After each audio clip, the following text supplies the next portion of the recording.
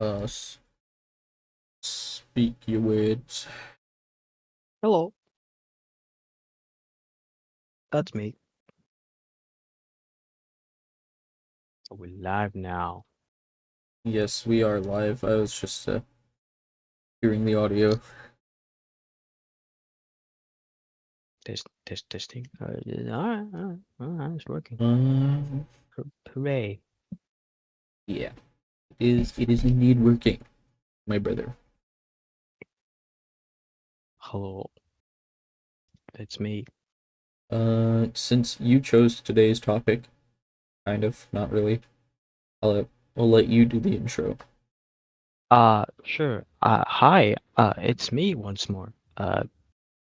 Today I let the doctor do the macaroni, but we're going to talk about balancing video games. How does that work? Yeah, Because I balance and think video games. We were just gonna do balance is fighting games, but then we brought in the topic to video games. yeah, because like it's just kind of a large and complicated topic.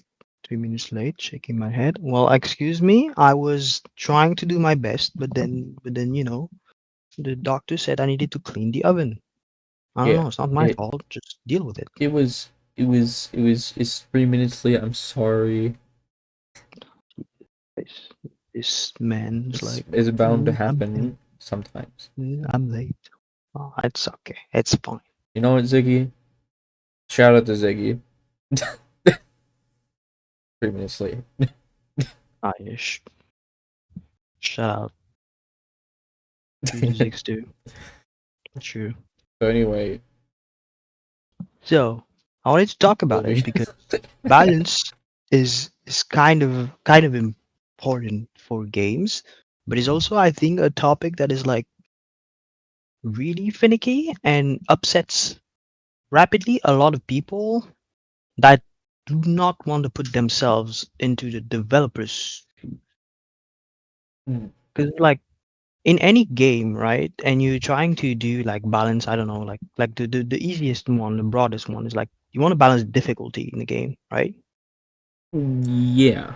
How So it's like like, how do you God. do that like as a game design perspective because like you want the game to be easy enough for people to beat it but not too easy so it's like You ever play a Toho game? well yeah but like I'm talking about like some average like the average game that you will Oh encounter these yeah, like especially Toho might not be the average game, but its difficulty is probably not helping it. well Which, yeah which yeah is no, part of the topic we're talking about. You see, like, Zune, he's the guy who created Toho. He created Toho. He thought, you know, wouldn't it be a great idea if I made a game about these anime girls who shoot the bullets at you and you have to dodge the bullets? But then also, I'm gonna get like 3 pints of beer and make it freaking impossible to play this game. It's a hard game. I mean yeah no it's like to is not an easy game right. Well, Yeah. what I was saying is like imagine like you're taking like your average single player solo game, right? And you're saying that, well, I want the game to be able to be beaten, Yes. but if I make it too easy, well, there's no challenge and there's no really engagement of the player, right? Yeah. And It's I true feel that like like I feel like a a series of games that's fallen victim to that. That's a very good example that a lot of people know is Pokemon. Uh, I the guess the yeah. Pokemon games used to be somewhat challenging. That kind of died out recently, where every Pokemon game now just holds your hand, and you go to Pokemon Me or whatever the mechanic is in whatever Pokemon game, and then you increase the infection stat, and then you get to Champion Cynthia, and you're fighting Garchomp, and you should have gotten one shot by Earthquake, but your Pokemon love you too much, so it survived, and then you win because essentially the game uh gave you a kiss and put a band-aid on your boo boo, and then you won because you got carried.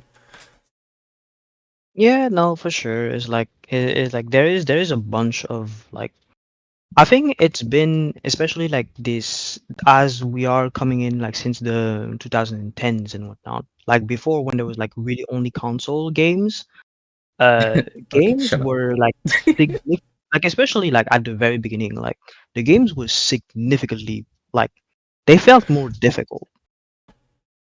It could be uh oh yeah, Scarlet and Violet literally just give you legendary to use as a bike. Yeah, that is very true. They literally just give you the legendary Pokemon Yeah, yeah.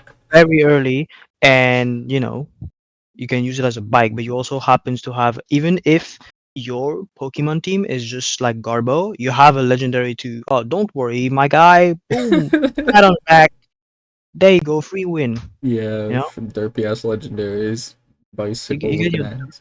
your derpy legendary. Well, yeah, you can't use it, you can't use it until you beat the game. That is very true. But like, it's still it's still like showing a little bit of like the problem that is, I guess, problem. It depends how you see it, because sometimes I guess it's not necessarily a problem having like games that are just easy to beat. Because a lot of people treat video games as, I want to, $70. Sorry. yeah. It's like they treat video game as this like, oh, I want to escape from like work or my thing, and I want to do something that is relatively easy to beat, right? Like if we're not talking about like games that are designed to be like relaxing, like Stardew Valley or any like Animal Crossing, for example. Yeah, so maybe like a platformer. Yeah, so some kind of platformer, right? Where it's like where they are specifically made to like being relatively easy to actually like deal with, and it's like, is it Yeah. a bad thing or not, and how balance comes into play in this thing, because it's not like in the shoes of the developer, right? First of all, you have to make sure that like no matter what, the game is beatable with the means given to the player. Because it's not always evident to just being able to do that. Like you're creating these obstacles and you're creating these platform or these Yeah. challenges. Are they beatable? Is there a physical way that you can beat it? And it's even worse the harder the harder the games are, because the harder the games are, it means that the developer should be able to test it out themselves and make sure that it works and it's possible. Yeah, that's like how they literally how they do it in Super Mario Maker is you have to beat the level yourself before you can upload it. Yeah, yeah, no, yeah. Like they Uh, force you to actually beat it before you can upload it. right. And I remember we were talking about again Toho. We were talking about Toho, and I was like, I wonder if I were to make my own bullet hell, how long would it take me to go through and test all of these patterns and make sure they're actually beatable? Yeah, because like I think it goes like both ways. It's like either first of all you have to test the patterns like the normal way, where it's like, oh, you need to make sure that like it is beatable, and then you have the other one, the other side of the coin, where like you also need to find out, is there a way to actually cheese it, and are you okay with it being able to be cheesed, essentially? Hmm. Because like, oh, imagine like there's this super hard pattern. Oh But yeah. apparently, if you just hold down, like if you stuck in this corner, like in the bottom left, you can just go make a coffee, come back, you beat the boss. Yeah, there are a couple of well, there's a lot of examples of safe spots and bullet hells during certain attacks where you just sit there and then you can go look at your Twitter until the spell card is over or whatever, and then come back and bam, you you beat that spell. Yeah, it's like, oh, you beat it. I was like, hooray, congratulations. I think in the case of Toho, it's fine when the rest of the game is fucking anarchy anyway. It is true that like it's okay. Like I mean, it's anarchy, right? But I guess like in single player games, I think balance is, I don't know. It You It's could consider that is less of an issue because it's single player and you don't need to deal with other people I, anyway. Like the only one you yeah, fight I, is whatever AI has been programmed to fight you it or is to. intriguing. I didn't expect you to start this topic today with single player games because when you say balance in video games, you instantly think multiplayer. But it Yeah, is actually an integral part of a single player game too. It's like you have to balance the difficulty of the game to keep the player playing the game. It can't be too yeah. easy, it can't be too hard. Can be too easy, can be too hard, and like it also cannot be how can I call it, like frustrating. Or like for example, right? I think one frustrating fights is, imagine you're being a boss, like you're playing like in some kind of adventure game, and you have like your little guy with your sword, with your Yes. spear, and you're like, oh, you're against that boss, right? And then the boss AI has been made that the moment that you take one potion, you will get hit by something, right? You can't take a potion because the Hmm. AI is just programmed that way. And this is those kind of instances that's like, oh, this becomes very frustrating because, well, you can't essentially do anything about it. This is how the AI has been programmed to make it that way. And I So think is like this is like how the balance is formed essentially of like how uh how the boss patterns are made essentially, right? yeah, I think if I designed a game, though I wouldn't necessarily want that to be the case every time. There has to be some way to check that, like Yeah, no. some sort of strategy where you can get the boss to actually give you the room to take that potion without getting hit. Otherwise, Yeah. what the hell did you get the potions for? Yeah, no, exactly, right? But it's essentially like how difficult it can be.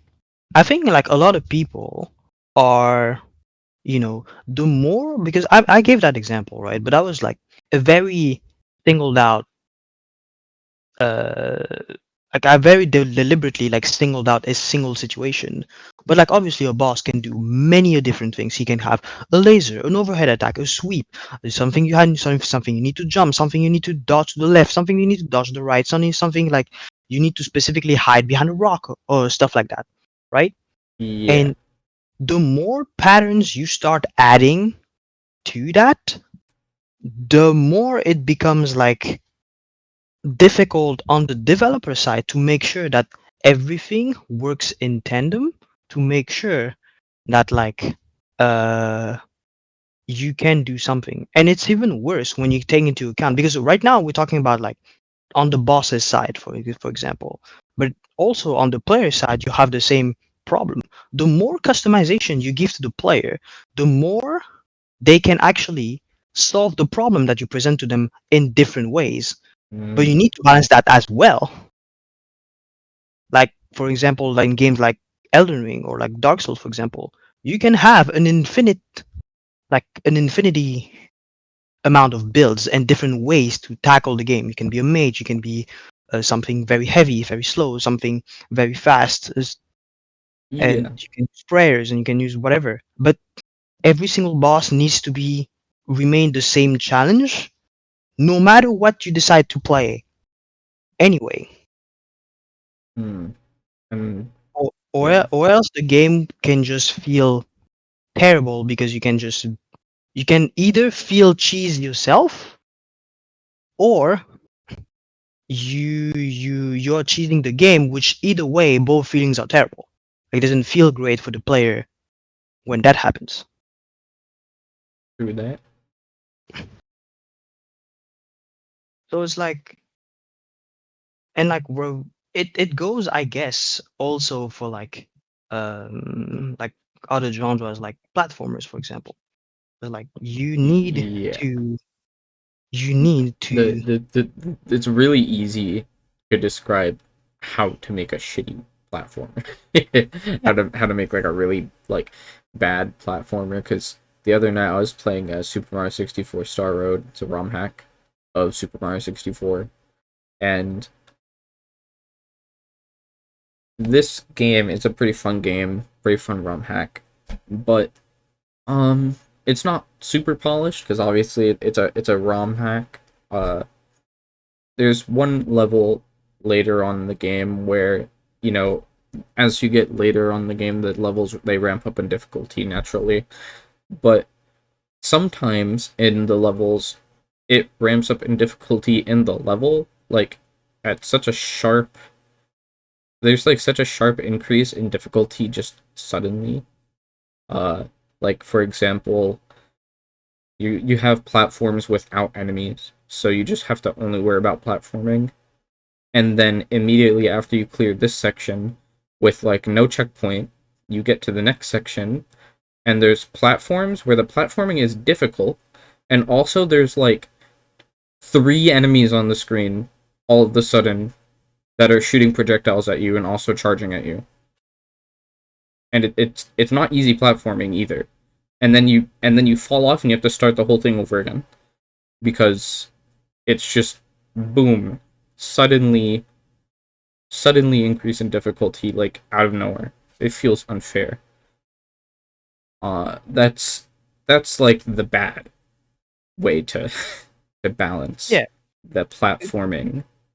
Like that's just pretty one much. example, of course, but Yeah, that's pretty much that. It's like Ziggy was pointing out, like Bubsy 3D, which same thing. Bubsy 3D is also like a terrible platformer. Not just like on the technical level, it was a terrible game, just because it was poorly executed. The camera was like awful. The just the level design in general was just like absolutely terrible. There's nothing to like on the technical level. But then on top of that, how do you balance and make the player engage into this is the is also like bad, like real bad, because it's either the enemies are like too strong, or they are placed at the worst possible places, and it's like it just feels unfair, like it should not be there, or it should be there with like some kind of warning, or at least something that the game gives you or teaches you how to deal with it. yeah. And I think, like, at the end of the day, we do not, as gamers, give enough credit to the developers when it's due, because balancing a game to make it just that fine line of being not unfair but hard enough to make you give you this sense of satisfaction, like, oh yeah, I beat it, but that was Mm, fair because I needed to get the skills necessary to beat whatever the challenge was. yeah. And not too easy that is like, oh, I just beat it because I closed my eyes, and then, well, it was not Mm, like you did not get that satisfaction. I just got a great idea. We So should have a segment on the podcast. I'm not going to be able to whip this up now because I'm not some sort of wizard, but we should like have a tier list segment of the podcast tier that list. relates to the topic we're talking about. So we I could mean, we could have like a tier list of relevant games, uh, and how balanced are they? Like, is the balance good or bad? Top of the tier list, good balance. Bottom of the tier list, bad balance. Poopy. yeah, but I mean, you can throw out some examples, right? Because like Oh one that yeah, comes up, the first example I gave was Pokemon. I think every modern Pokemon game is dog shit when it comes to balance. None of them can uh, hold my attention for longer than really like any time at all because the difficulty never goes up. There, it's just easy the whole way through. If you've played any other Pokemon game, it's just completely a cakewalk the whole entire time. Absolute F tier. Every all of that. But yeah, I no, think I, I f- think a I game with good balance would probably be like something like uh, I'd I'd say let me look at my let me just look at my Steam library so I can have like sure. a really refined pick here.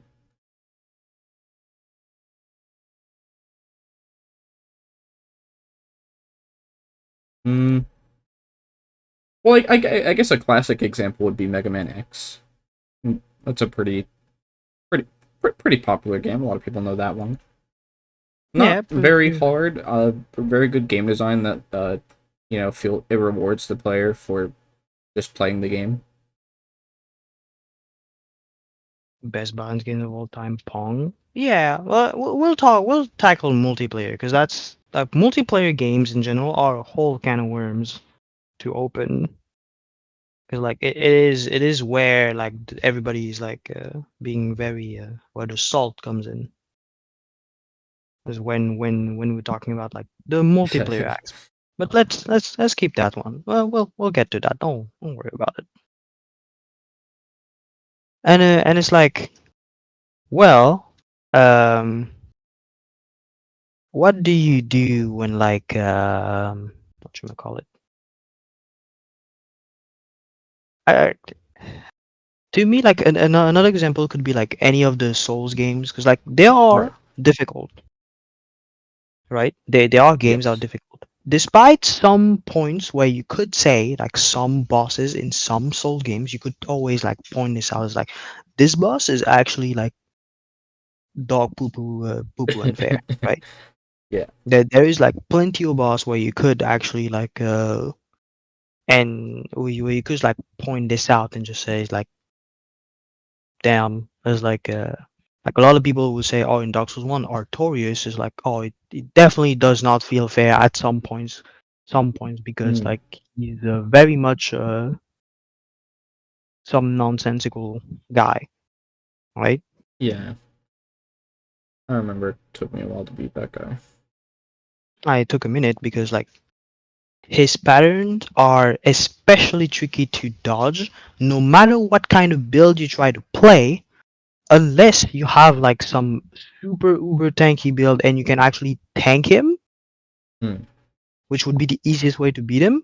Otherwise, uh, his patterns are really nonsensical, and you cannot sit there and just like, oh, let me just cast spell at him. That does not work. My favorite part is when he does one attack that has 3 hits, you have to dodge 3 times, and then he does the same attack with the same exact animation, but there's a fourth hit this time. Yeah, but there's a forfeit this time that you didn't see. It's like, yeah, oh, great. Yeah, it's like did Dark Souls 1 Gwyn just loses to combustion? It's like, yeah, and it's like in comparison, the last boss of the game, Gwyn, is what the hell is that guy? It was supposed to be the Yeah. last boss, and and whatnot. Lore wise, if people have taken time to piece out the lore of Dark Souls, it makes sense why he's like a poo poo boss. But Yeah. I guess the first time around, when you arrived at him and just beat him, he feels very underwhelming. Despite the fact that in reality it has been very much deliberately made that way because it makes sense. Mm. But obviously, you will never be able to piece out the lore of Dark Souls first time around because that's impossible. Yeah. I mean, I still don't understand. I We never can we really can looked talk into it. we can talk about it another time. But yeah, it is like it makes sense why it was that way. But like it's always like this Wow, you guys fine are on the line. same wavelength today.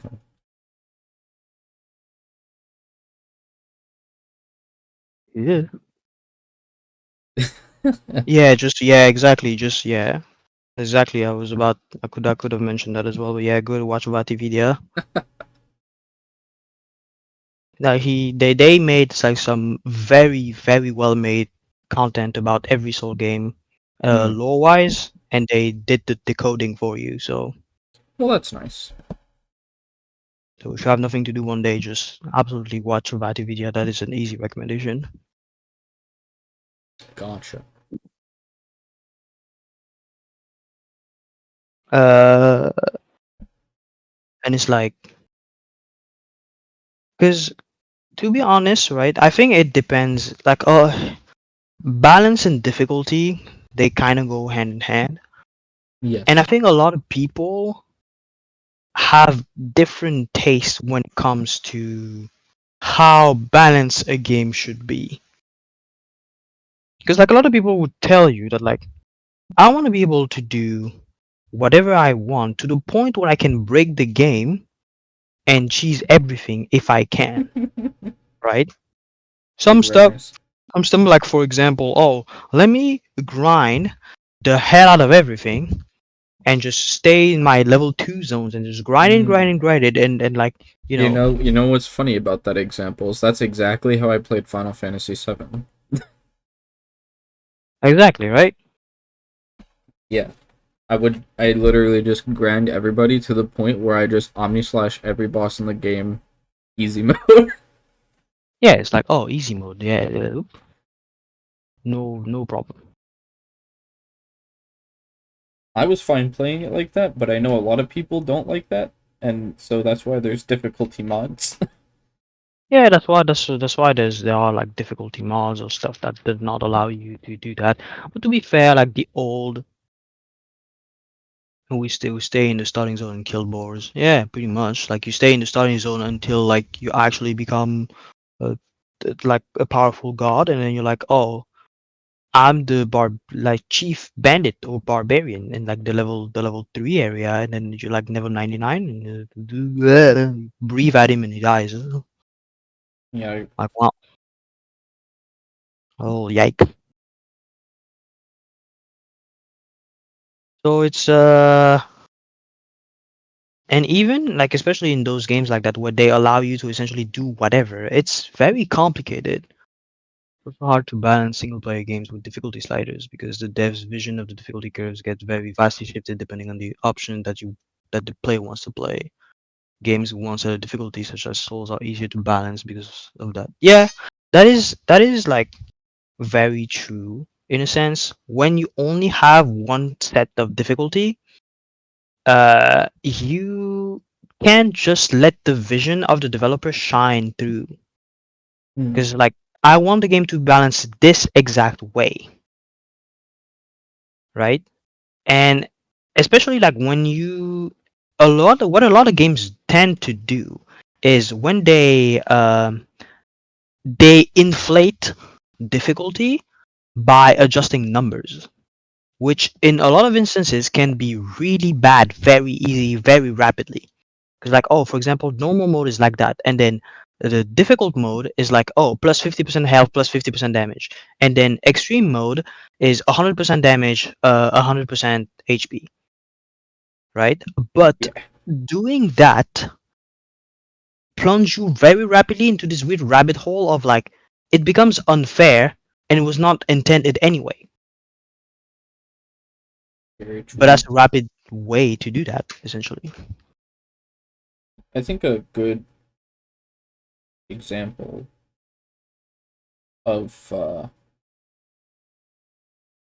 a balanced version of a bullet hell is Undertale, because Undertale is actually playable with its bullet hell. It's kind of like baby's first bullet hell when it comes to that genre.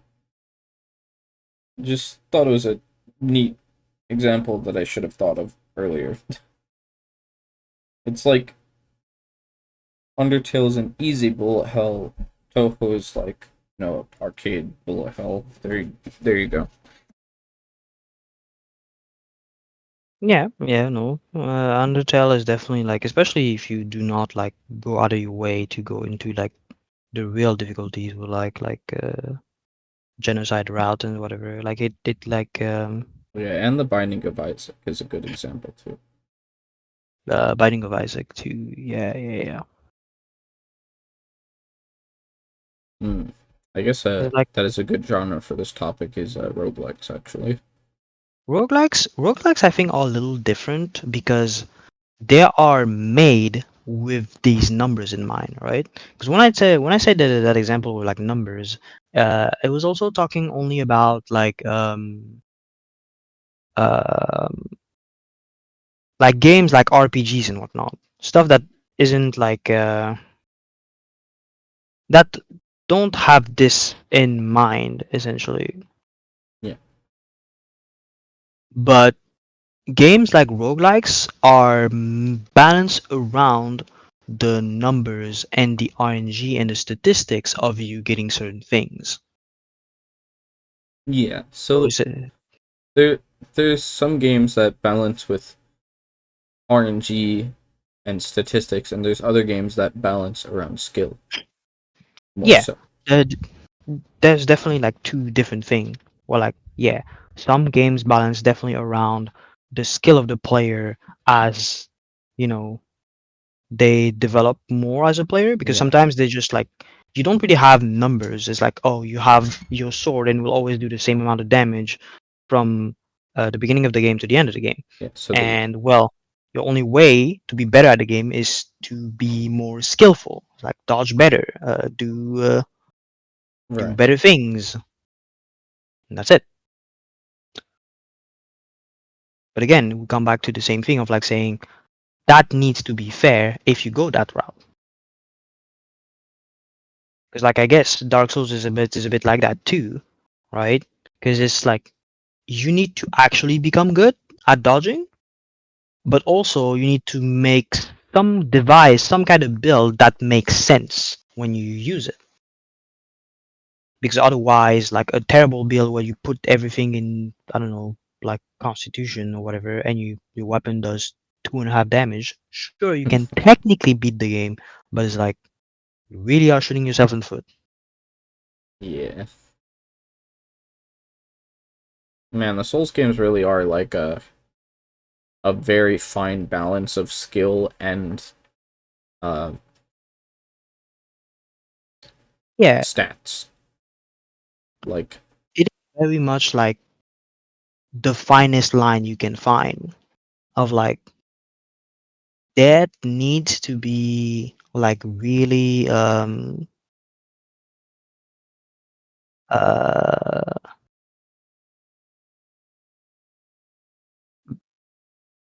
it'll be like really around like based around like the patterns of the boss and the skills and like I need to dodge at this time and I need to make sure I don't get hit by this attack because I will explode if I do.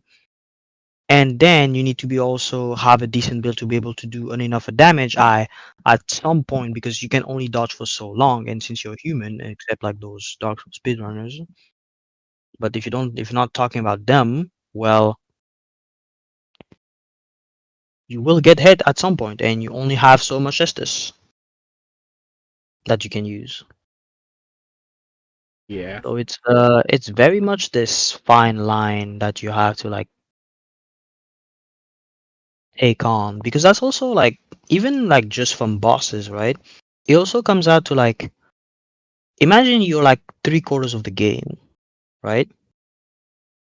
When you are 3/4 of the game, what did the player actually find? Is it a player that actually just went straight through and did not explore a lot? And then, they might have the minimum necessary, right? Or is it someone that like explore every single corner of the map and then find every single amount of access to give them the maximum amount of chances to win? It's Hmm. like it is still this line of like not like even you must not give them too much if they explore everything or not enough if they didn't. Yeah. I mean, you could beat every boss in Dark Souls without healing, if you're The good guy could beat enough. Dark Souls with a Guitar Hero controller. Yeah, no, I've seen Dark Souls being beaten by with every controller imaginable. It's like, And oh, he's beaten Dark Souls with a Guitar Hero controller. He's beaten Dark Souls with yeah, like the bongos I, from GameCube. Oh, he's beaten Dark Souls with like a ball of I, water. I, He's beaten Dark Souls with an I, eye tracker. I think in general the best way to balance a single player game is since there's such a large variety of players who are going to be playing your game with a large variety of different preferences. You need to give enough options in the game to encompass everyone's wants in that pool of players, which is in Dark Souls, you have all these upgrades that you can get, but for the players who want to only rely on their skill, they can choose not to get any of these and just blast through the game, trial and error, keep throwing something at the wall until it sticks. They rely only on their skill to beat the bosses, whereas people who want it to be a little bit easier will take their time to explore, find the upgrades, and then that will help them along the way when they're fighting all the bosses.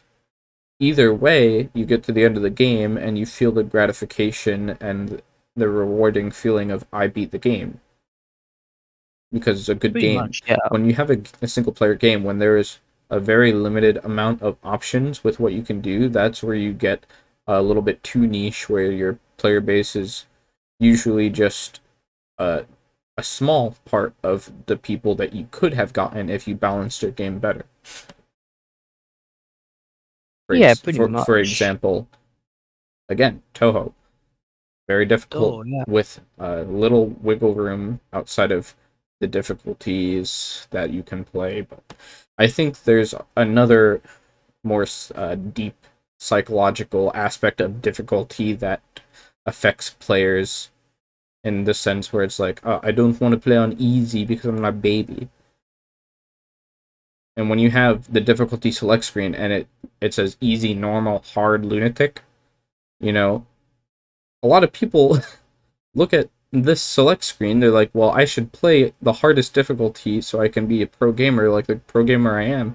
And then they play lunatic and then they just get fucking mollywop because that's what's going to happen when you play lunatic mode. But then they play easy and then they can actually play the game, but it doesn't they can beat the game on easy, but they won't feel gratification at all from that. You need to balance the game so that you can transition from easy to normal, then to hard, then to lunatic.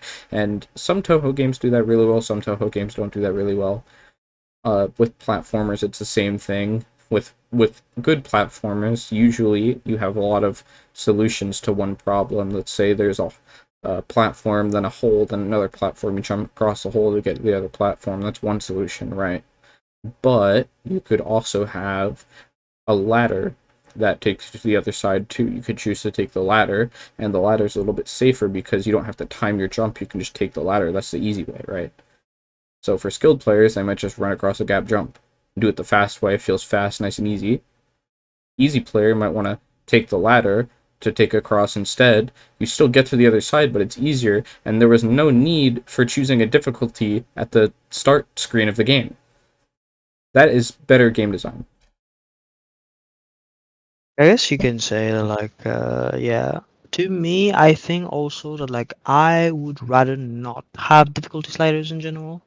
Wait, before that, Ziggy mentioned like the example of like Monster Hunter, which is also one of those games that's like it's a bit of a Dark Souls game where you only fight bosses, and essentially they can work on like every single monster and make sure that like the monster patterns is actually fair. But you have the same thing as Dark Souls, right? Where like you need skill to beat whatever monster you're trying to beat, and you also need like that thinking about what equipment do I bring with me, what kind of armor, uh, especially if like checking the monster elemental weaknesses. What do I do against that? What do I do against this, etc., etc. Right. I The think, same kind of stuff. but is there a way in sorry, catching my having a little Mhm. indigestion there. Anyway, is there a way in Monster Hunter where you could just beat the game, or I don't know if you beat the game or whatever in that game, but because I've never played Monster Hunter, but is there a way where you can just play without looking too much into it and still succeed from just skill? Well, you could do that, right? You don't need to have like the best build or the best weapons if you're good enough at dodging the monsters. Like it's just like Dark Souls, right? You can be good enough to just not get hit Because and be, just because kill them. that's what you want to see in a game, is where you can choose to play how you want to play. You don't want to feel like you're having to conform to having to do this one thing. It feels sort of like a job at that point. Mm. You know, like I have to know the weakness of this to beat this, because if I don't, well, I'm just going to get wombo comboed to death. and there's nothing I Yeah, can do because my other weapon is doing literally zero damage because I don't have the weakness. I mean, But I spend yeah. No weapon in Monster Hunter actually do zero damage. Will always do some kind of damage. Maybe you are hitting the monster resistance, which is fine. But I mean, if you don't get hit, you'll just take 15 minutes instead of 3. But you still like beat it. Hmm. There's no problem with that. That's interesting though. Why do they have a resistance? What is the point? I mean, the point is like it's if it's a fire dragon that you're fighting, well, they happen to be weak to ice or water, and then you can decide to craft a water weapon because you know that you're going to fight a dragon that is weak to water, or you can keep your actual weapon that you have right now and just dodge every fire breath and then kill the boss anyway. So if you fought a water boss and then tried to use a fire attack, it would resist the fire attack. Yeah, it would probably resist the fire attack. But Depends on but what, but but for the sake of hear me argument. out. You know, you have this really cool fire sword you found. You think it's super dope, super cool looking. It's your favorite sword. You get to the boss of water. You take your fire sword, and you know, your average Joe would be like, okay, let's beat up this boss, and then just go in with the fire sword swing, and they realize they're getting their ass beat because it's not doing anything. You know, No, I mean but it's not. but it's like, you know, they want to keep using their cool fire sword that they got, but now they can't because the boss is too hard because they're not doing any damage with their fire sword. They have to go find a different sword. You know that might No, be I where you're losing some players. well, it's not necessarily. You can still use your fire sword. Like when I'm saying like they are resistant to it, you're not doing zero damage. Like instead of doing 10, you may be doing 6, right? Yeah. Like imagine normally you would do 10 damage with a swing. If you have a water weapon, instead you would do 14. But then if you have a fire weapon, you would do 6. It is still possible to do it through sheer skill, and like as an example, like if you just like don't get hit forehead, Yeah, but Nula you says the point is to encourage variety, but you I know, mean pretty much. I do wonder some games encourage variety, some games almost force it. You Yeah, know, no, so not some all games almost players force. want to switch it up like that. Yeah, but like I mean the idea is like you still have the choice in Monster Hunter. Nothing forces you to craft a water weapon. Nothing forces you to do that.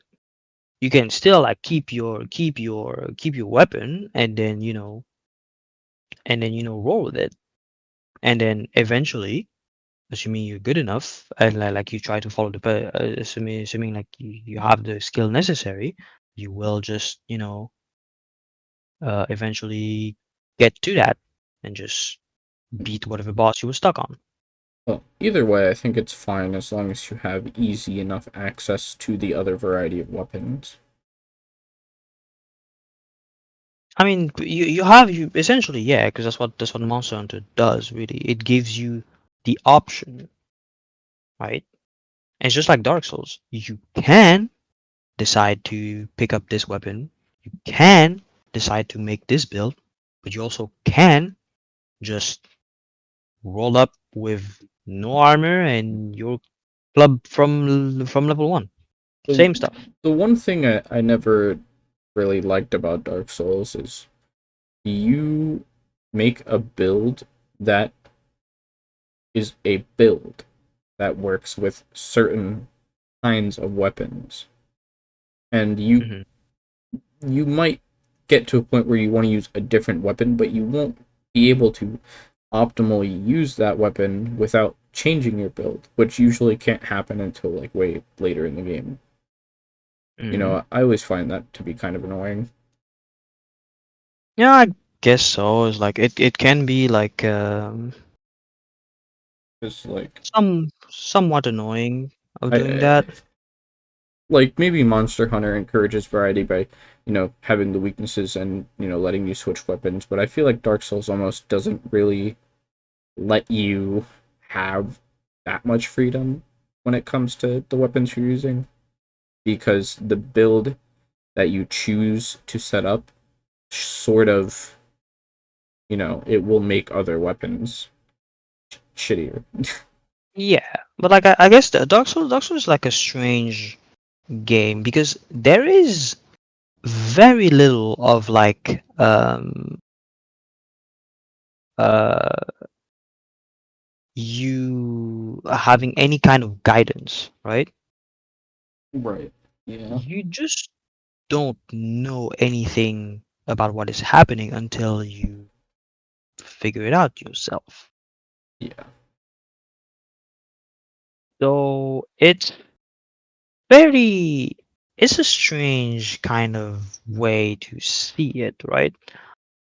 Because it's like Dark Souls is very much one game where like they leave you with like the only like tutorial that you have in Dark Souls is the three notations on the ground telling you this is how you move, this is how you attack. That's it. That is literally the end of the tutorial right there. Your first four steps.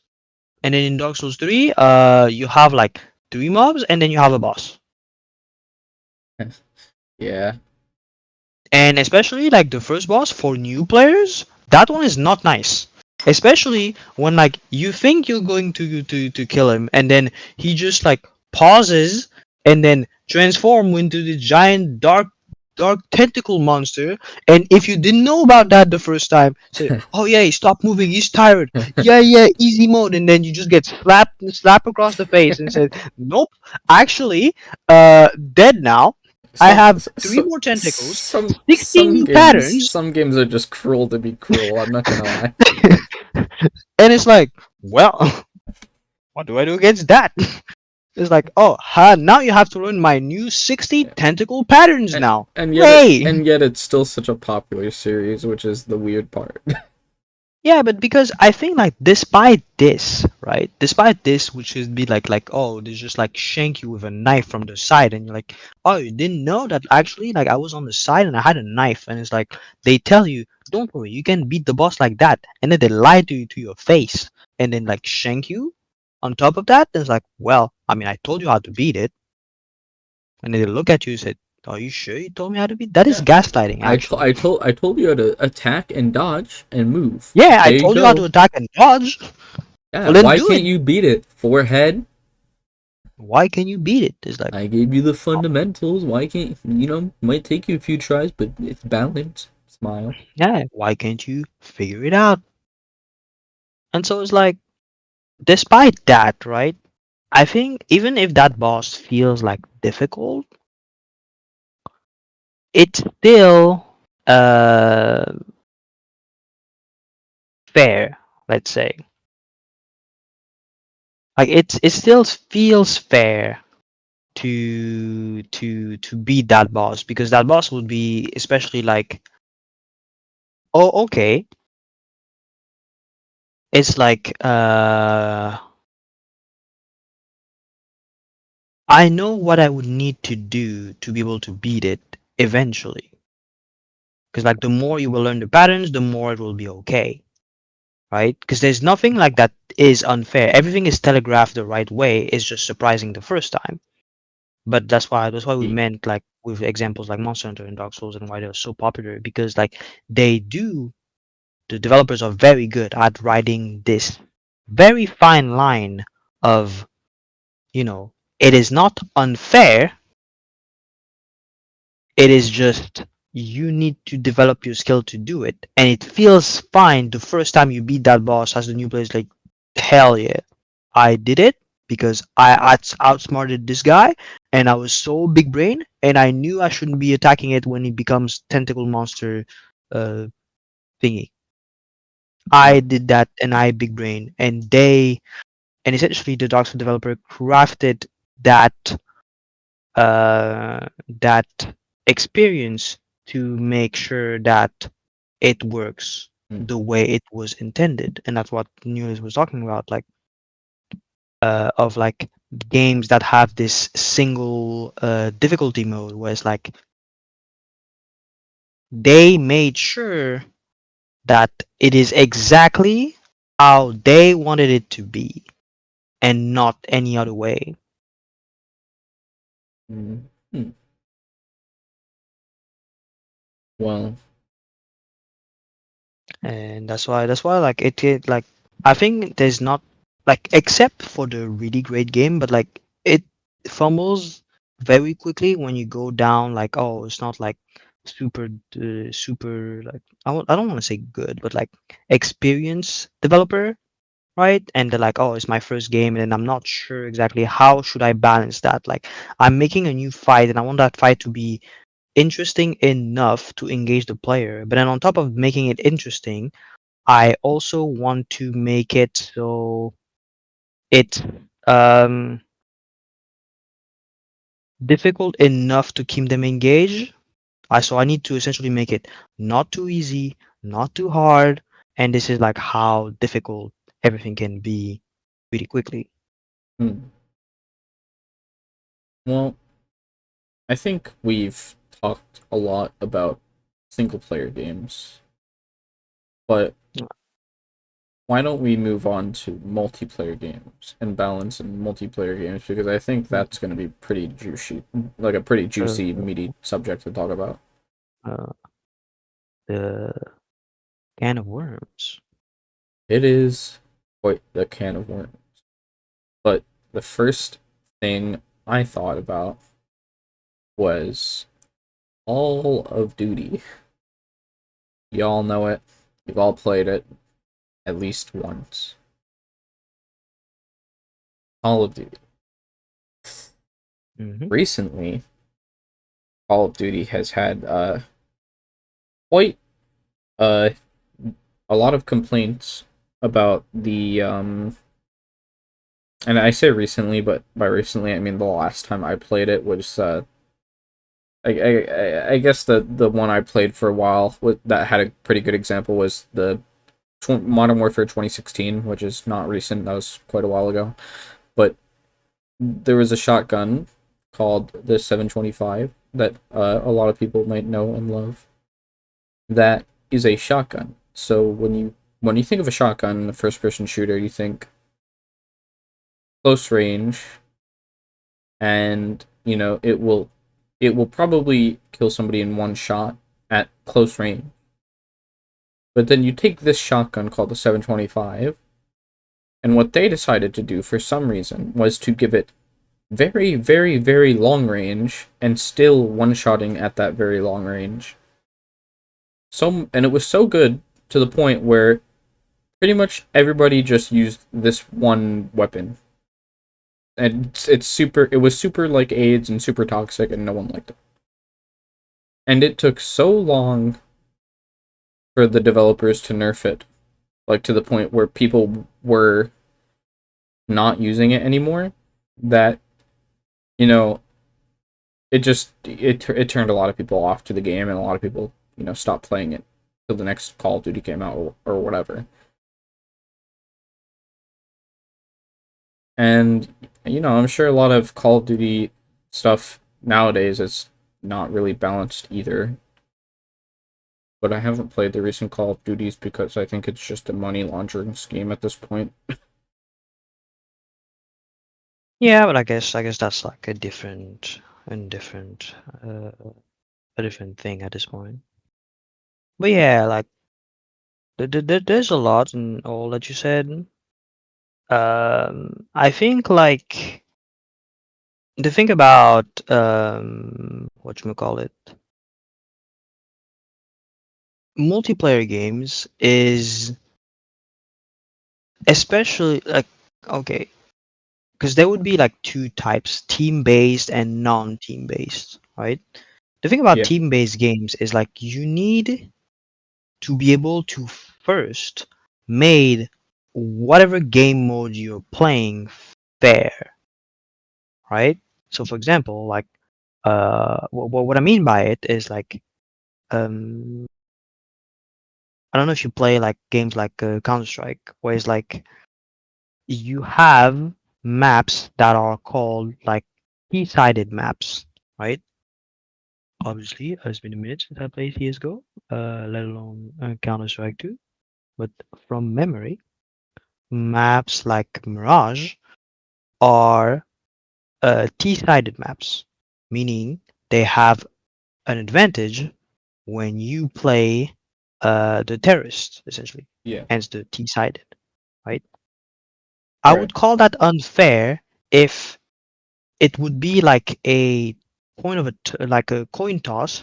Like imagine if you imagine that like both teams are like equally skilled, right? There's Yes. like five bots of like the exact skill like both sides.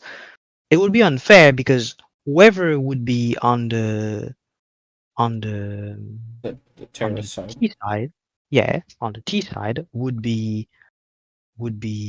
have an advantage, right? Yeah. So that's problem number one, I suppose, in that regard. Uh, Yeah. problem, Like it'd probably be better if it was, you know, equal advantage on both sides.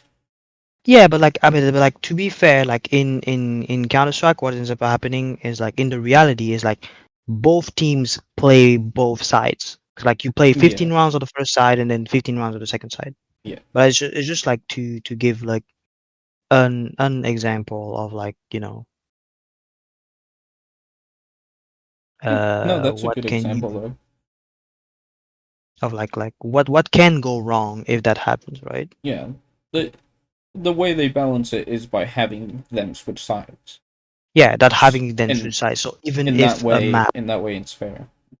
yeah, that way, like it will end up being fair because you both have the opportunity to win those 15 rounds with with the good side. Like even if you lose at the first time, okay, you can take the other side and climb back up. But what if you think Whatever. about it this way? Think about, since matches in Counter Strike are super long, 30 like 15 rounds, like it can go up to 30 rounds or more. It doesn't have to be that many, but because there's like mercy rule or whatever. But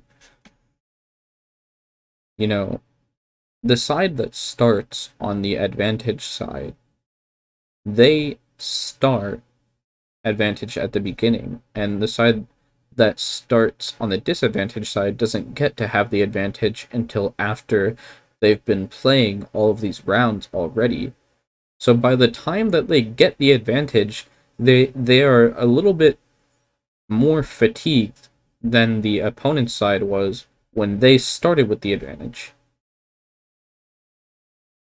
So the momentum is still on the side of the people who started with the advantage. Don't you think that's kind of unfair? I wouldn't say that's unfair simply because the problem is easily reversed on the other side. Because like even if you are fatigued after losing and not being in the advantage, and once you got the advantage, you might be fatigued. It's the same problem for the other team. They are also fatigued afterwards, and on top of being fatigued, they are now playing on the back foot in the disadvantage place. Yeah, but they are still at the advantage of having, like, they're up this many rounds. Yeah, yeah, they are up this many rounds, but like if you're saying that both teams are actually like fairly and evenly matched, if before the first half they manage to do like 9-3, for example, like some random score, right? If they are evenly matched, you could largely assume that if you swap teams, they would be able to make the exact same score, 9-3, but in reverse, right? Yeah. They would be winning 9 games and they would be winning 3 games. So on both sides, you should be able to do it. Does the fatigue enters in all that? Maybe because it's like I guess with all the for the data that we have so far, right? At least in the example of Counter Strike, it doesn't seem to affect it that much. It's like at the end of the day, uh, the map would have like um would have this would be like more or less how you would assume or expect it to be, right? Yeah. Yeah, I guess So if it's meeting your expectations, then it's like that's fine. as long as, because I think like it doesn't matter much, because I mean it depends which context and where you're pushing it, because if you're saying that like, oh, you know, this map was like T-sided, right? Like they terrorist sided, right? You lost that map, right? But Right. you're doing a best of three against the team that that you're playing against. Well, since you lost, you're the one choosing the next map, so you could put a map where you know that you will be at the advantage for the moment that you want, right? Yeah, at the end of the day, all that will remain is like, are you more skillful than the opponent? Mm. If that's the case, you will be able to like carry your advantage through. Yeah. I I suppose if you're more skilled than the opponent, then at the end of the day, you'll probably be winning even if you are on the disadvantaged side. Yeah, even if you're on the back foot, like as long like at the end of the day, it becomes just a game of, are you more skilled than your opponent? But I guess if we're talking about balance, it's like this map balance, right? Even if there is one side that is because of the map geometry, because that's essentially what happens, right? Hmm. Because of the map geometry, that's the reason why they end up being that advantage. Because, for example, if you're terrorists, you happen to have, coming from the terrorist side, more vantage points to be able to have better engagements than your opponents, right? Yeah. Because of that geometry. Like Same stuff. with Mirage, the terrorists they have the high ground. Yeah, for example, they have the high ground there. So it would be easier for them to like You take know, that advantage, right? they will see the opponents before the opponents see them because Ye- when the terrorists see the counter terrorists coming in, they see their feet first. But the counter terrorists they don't see the terrorists until they only are seeing their heads, Pretty much, which is a right? lot later. Which is a lot later, and technically they have that little advantage. But then again, in a normal CS:GO match, it will be the same on the next round, Yeah. right? Because So then, essentially, they would need to plan around that by maybe buying like smoke grenades. yeah, pretty much. Like, I mean, obviously, like CS:GO is a way more complicated game because you need to like think about, oh, you know, you can do that. You can use smokes. You can use, um, you have a lot of different ways. You can use smokes. You can use flashes. Yeah. You can use like entry people, like someone that literally just goes there to essentially kill Yeah. themselves to Like a entry. decoy. Yeah, like a decoy essentially, called the entry guide, like the one that the run is in first, Yeah. Someone taking point. pretty much. So it's like it's way more complicated. But essentially, the point that I was trying to make is like they, in balancing these maps, what they want to do at the end of the day is make sure that whatever the game mode they are putting you through in whatever team-based game that you're playing is fair for both teams. They Hmm. have the exact same chance of winning, whether it is, oh, you rotate side in a two-sided game, or wherever you are putting them, right? Yeah. The second thing is what you were talking about, and what people might be a little bit more tense about is this: how do you balance when some kind of strategy and or weapon. I mean, not strategy. Yeah, no, just a strategy because that would include like everything in it. Some kind of strategy is significantly better than doing anything else that the game had to offer. Hmm. Yeah. That So, that is like, especially, what I was especially like, talking about. yeah, what you were talking about, right? It's like, what do you do as the developer, and how does it affects that player, right? Because I mean, obviously, whatever player the players, right, especially like in team-based games and in multiplayer game, they want to win, right? Nobody comes into the game and say, "Well, I just today I want to lose because losing feels good in my gut. You know, it feels nice to be beaten up by people because I needed that in my life, being beaten up more. That's depressing. Just, yeah, that's depressing, but they want to win, right? And generally, what will happen for the most part is everybody will try to Do to the best thing to win. do the best thing to win, That is called the meta. which will be called the meta, right? Yes. What is like doing the best thing to win. And so, in doing that best thing to win, what is like, there is a lot of question about asking, does that best thing to win is healthy, quote unquote, right?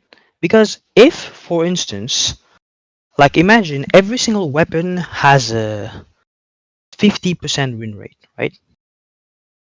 Mm, But the best weapon has like 51% win rate. sure. Is it tolerable then?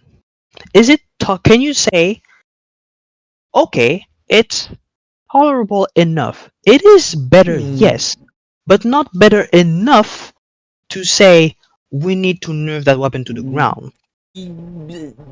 yeah. I could see both sides. You know, in a perfect It's like world, you this have every weapon has the same chance in a to win. perfect world, But you also, would have everything in the same line. It's like, oh, everything is at 50%, right? I do think it is better like for shooters where the class of weapon like each class has its own advantages and disadvantages. Like shotgun should be close quarters, good in close quarters. Sniper should be good at long range and only long range. Yeah, Call of Duty. Sorry. Um. but like that was what Ziggy was talking about, right? Because he made that great example of like Pong, right? Pong is very much just a game where your only movement that you have is you go up and down. Yeah, Pog is literally just skill, isn't it?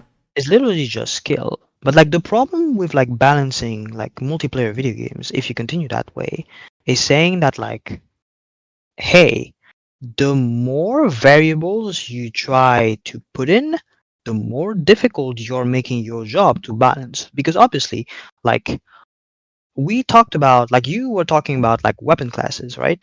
Shotguns, snipers, assault rifle, SMGs, Yeah. etc., etc., right? Yeah. But on top of that, because you have that, which is already like complicated, because you need to give every single one of those weapons a clear weakness and a clear strength. Oh, the shotgun is very good at close range because you can, use a lot of pellets to like hit someone.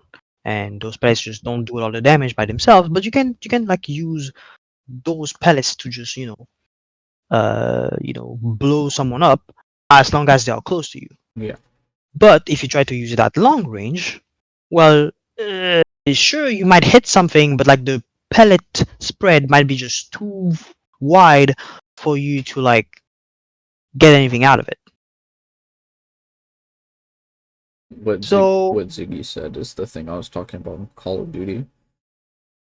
But the thing about that that sucked in Call of Duty is you put a slug on the 725 and then all of a sudden it is good at all ranges in that game for some reason, because not only do you get a slug for the shotgun in that game, you get a long range barrel for it too.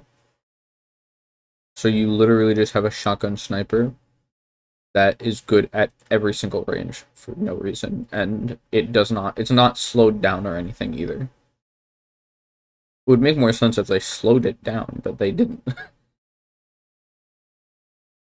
Yeah, yeah. So it's like the real difficult bit in that regard is like you need to make sure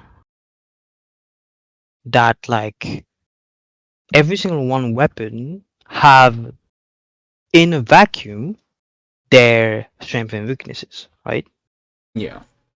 It's like a game But of then rock, paper, scissors that keeps introducing new elements of rock, paper, scissors. yeah, but like it's like yeah, rock, the paper, problem scissors, is guns, and then the cheese or whatever. yeah, it's like rock, paper, scissors, ovni, cheese, alien, plushie, Kleenex, salt, and Yes. it's like rock, paper, scissors, but like 67,000. It's like some dude just decided to let's just add more because that's funny. Hmm. But then on top of that, because that's not just the only problem. After this, you also have to think about, do the maps actually accommodate for it? If there happens to be maps where, for example, you do not have long sightlines, right? It Right. would make no sense for you to pick up a sniper. Because regardless, you will never be in a situation where you can actively just be very far um, and just snipe somebody because the only sightline that you have are too close, and somebody with a shotgun will inevitably, unless you're like, you know, a god or something, or using an AMAC, Right. you will not win that engagement because they are too close, right? Hmm. And it's the same issue backwards, right? What if that map happens to have a lot of long sidelines, but then no place to actually use a shotgun, for example. So the shotguns would be significantly useless in that regard. Yeah. Well, I think maps should have enough variety to accommodate every class of weapon. Ideally, yes, it should be the case. Where it's like maps should have enough, They should have variety. a long line of sight, a short line of sight. Uh, Yeah, but like that's what I meant overall by like how do you do that?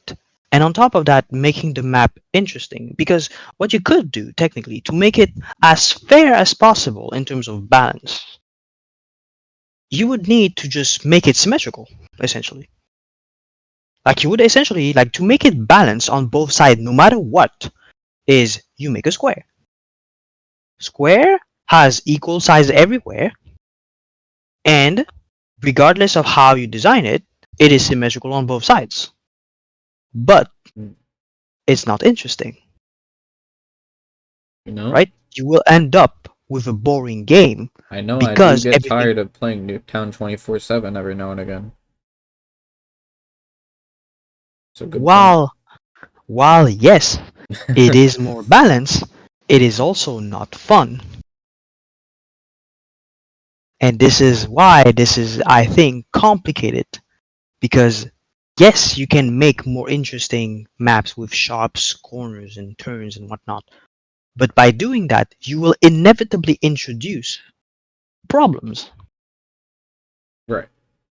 And it's especially like difficult when like imagine I'm me and my team of developer. I'm with Ziggy and like Nimue and whatever. Like we are like five, right? And then we made our game called Sandy and the Sword of Chocolate Diamond. That's our game. Sandy and the Sword of Chocolate Diamond. That is great game. That is our game. We made Okay. that. But then, you know, we realized that our multiplayer game, Sandy and the Sword of Chocolate Diamond, it popped off like real bad. Like it really popped off because we were that good or that lucky or all the vodka and the coffee, very useful, right? Yeah. It popped off super hard. But then, in the grand scheme of things, right, we are 5 developers, and we happen to have, the same amount of player base like Call of Duty. Like there's 23 million players. Oof. How in the hell can you say, oh, don't worry, we tested every single one of the combinations that we put in our game, and everything's alright? It's going to be balanced, I promise, guys. Well, I don't really think you can. Uh, Realistically, you cannot. yeah. No, not really gonna happen. Even if my company happens to have 1,000 employees, right? And you have, and even if you get 3,000 testers, which is not practical in any way, shape, or form, but for the sake of argument, even then, you still have a problem because it is still not possible if you have 23 million players. It means that, like, inevitably, Well, you will run into the at problem. that point, I just take the money and go. Peace. Could do that, I suppose. But we at our our games, Sandy and the Sword of Chocolate Diamond, we are committed. You know, yeah. We'll get to that. We'll get to that, Ziggy. We'll get to that one. But yeah, we'll get Uh, to that. how do you balance that? That's a good question. That is a good question.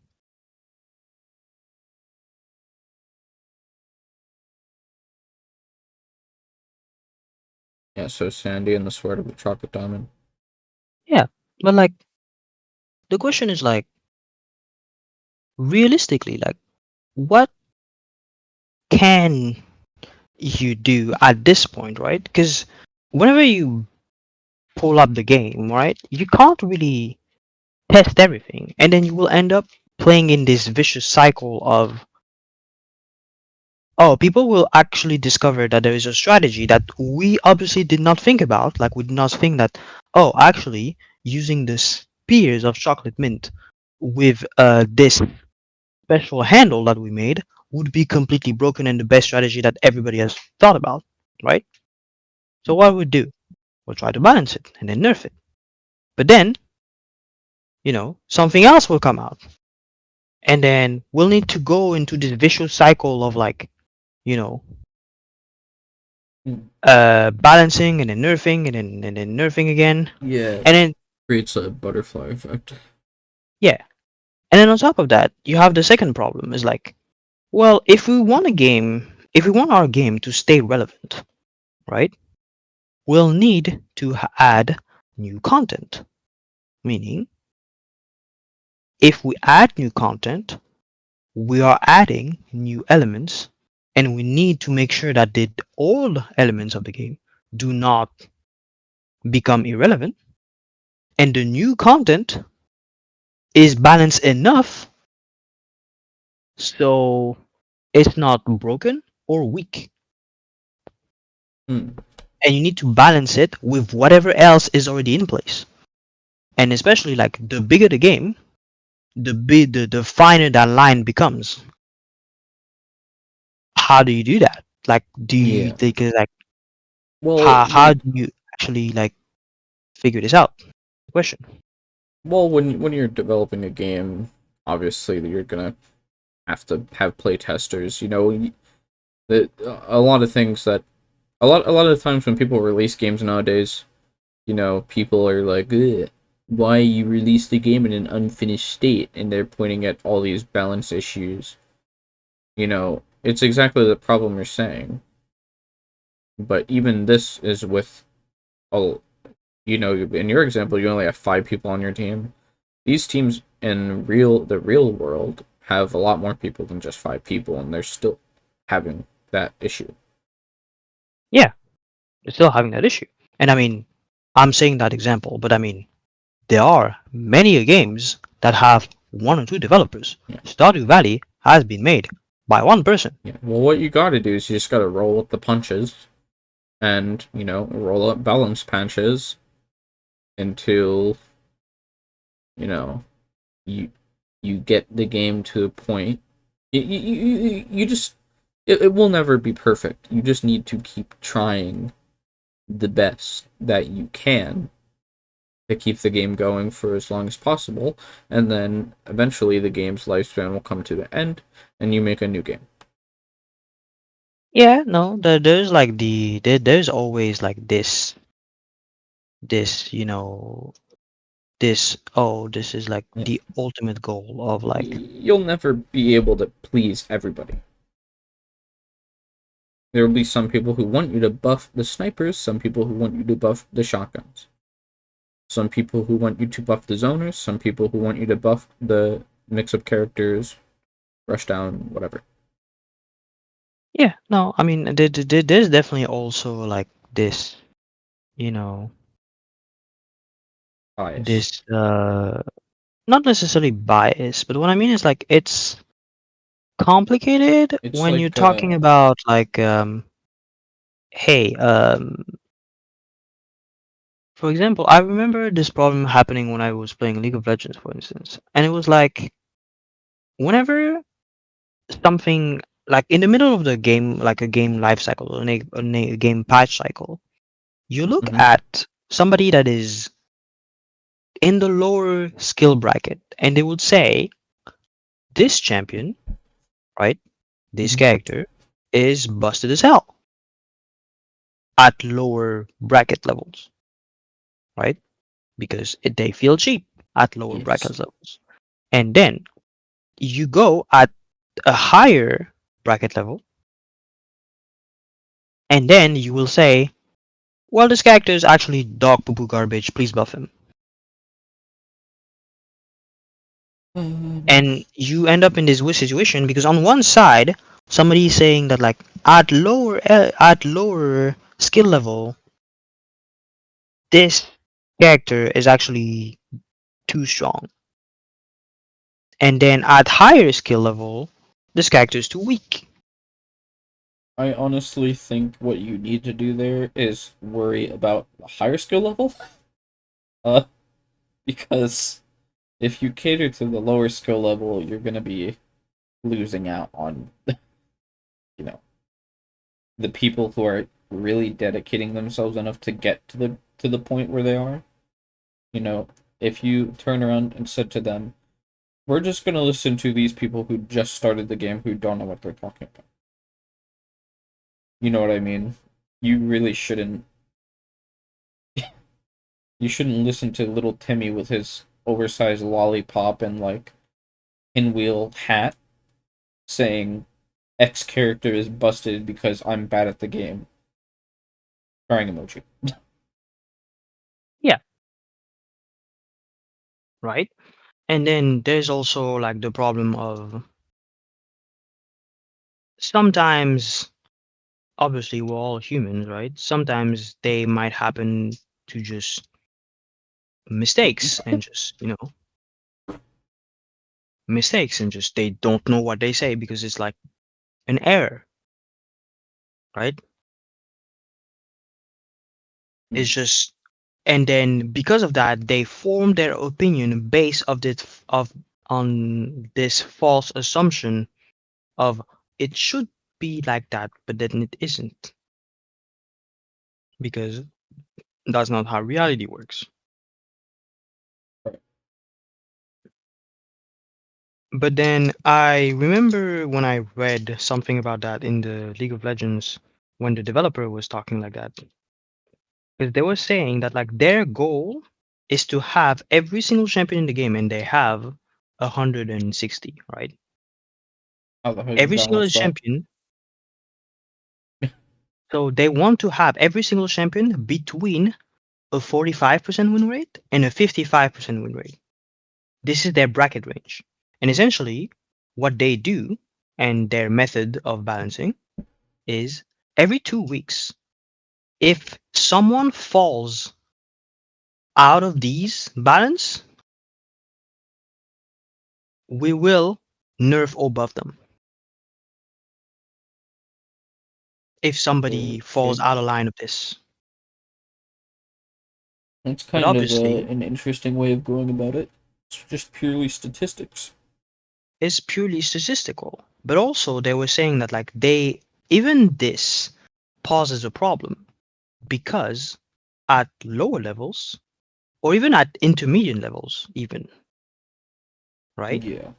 The one that have one champion, like what do you do about one champion that is 48% at intermediate level and 55 and 53% at higher level? They are technically in this bracket, right? Hmm. So that would be okay. But Well, what if that was not the case, where it's like they are very weak at higher levels, and then they are very like they would be like out of bound that they said they would like input. I think in that case it's still better to aim like more towards the higher skill side. Maybe not go all the way, just to acknowledge the people who aren't as skilled, but like even beyond that, there's more variables besides win rate that is Exactly. affecting these statistics. Exactly. It's like there is obviously, because League of Legends is a fairly complicated game, there is a lot more variables. One of which, an easy one, would be team composition and team coordination. Yeah, there's also just like thing of like character popularity. Yeah, no, no, I mean, they, yeah, but like, we're not talking about like how popular the character is. It's like it's imagine they're all played equally the same, which is obviously not the case. Which also add one more element of it because imagine a character like it could be just a case of a character that appears weak but actually isn't, Hmm, simply because nobody plays them. Oops. gotcha. And like so nobody plays them, so they appear weak, but they're not. Right. So it's like how to deal with that one because we don't know yet and we're unsure. And sometimes what ends up happening, and some situations like that have been happening in League of Legends in particular, is like a champion was already strong, played by nobody, and then because it went out of line of their perimeter, Yeah, they buffed him. because no one played them, they buffed them because the character wasn't not because the character was underpowered, but because the character wasn't popular. Yeah, the character was underplayed, and then it happens to be a complete disaster because now he was Exactly. already good, and then after buffing it, he's uber broken at this point. Exactly. And that's what I mean by the popularity thing. Yeah, like you're talking about the popularity thing, but like there's a lot more variables that even go just beside popularity. One of the big like League of Legends debate, for example, was talking about imagine we played solo queue ranked, right? You are matched up with 4 random people that you don't know against 5 random people that you don't know and they don't know each other, right? Hmm. So for example, some one champion, right? For example, like some kind of mage, right? They would work best in a structured environment, like somebody that can peel for me, somebody that can like a tank that can actually like be in front of me and protect me to be able to do my job. So Yeah. in a more like in a real 5v5 team where you're like, hey, I have my 4 teammates that I've trained with since forever, and like I can trust them to be able to protect me when I need to be protected. Mm. So what I mean is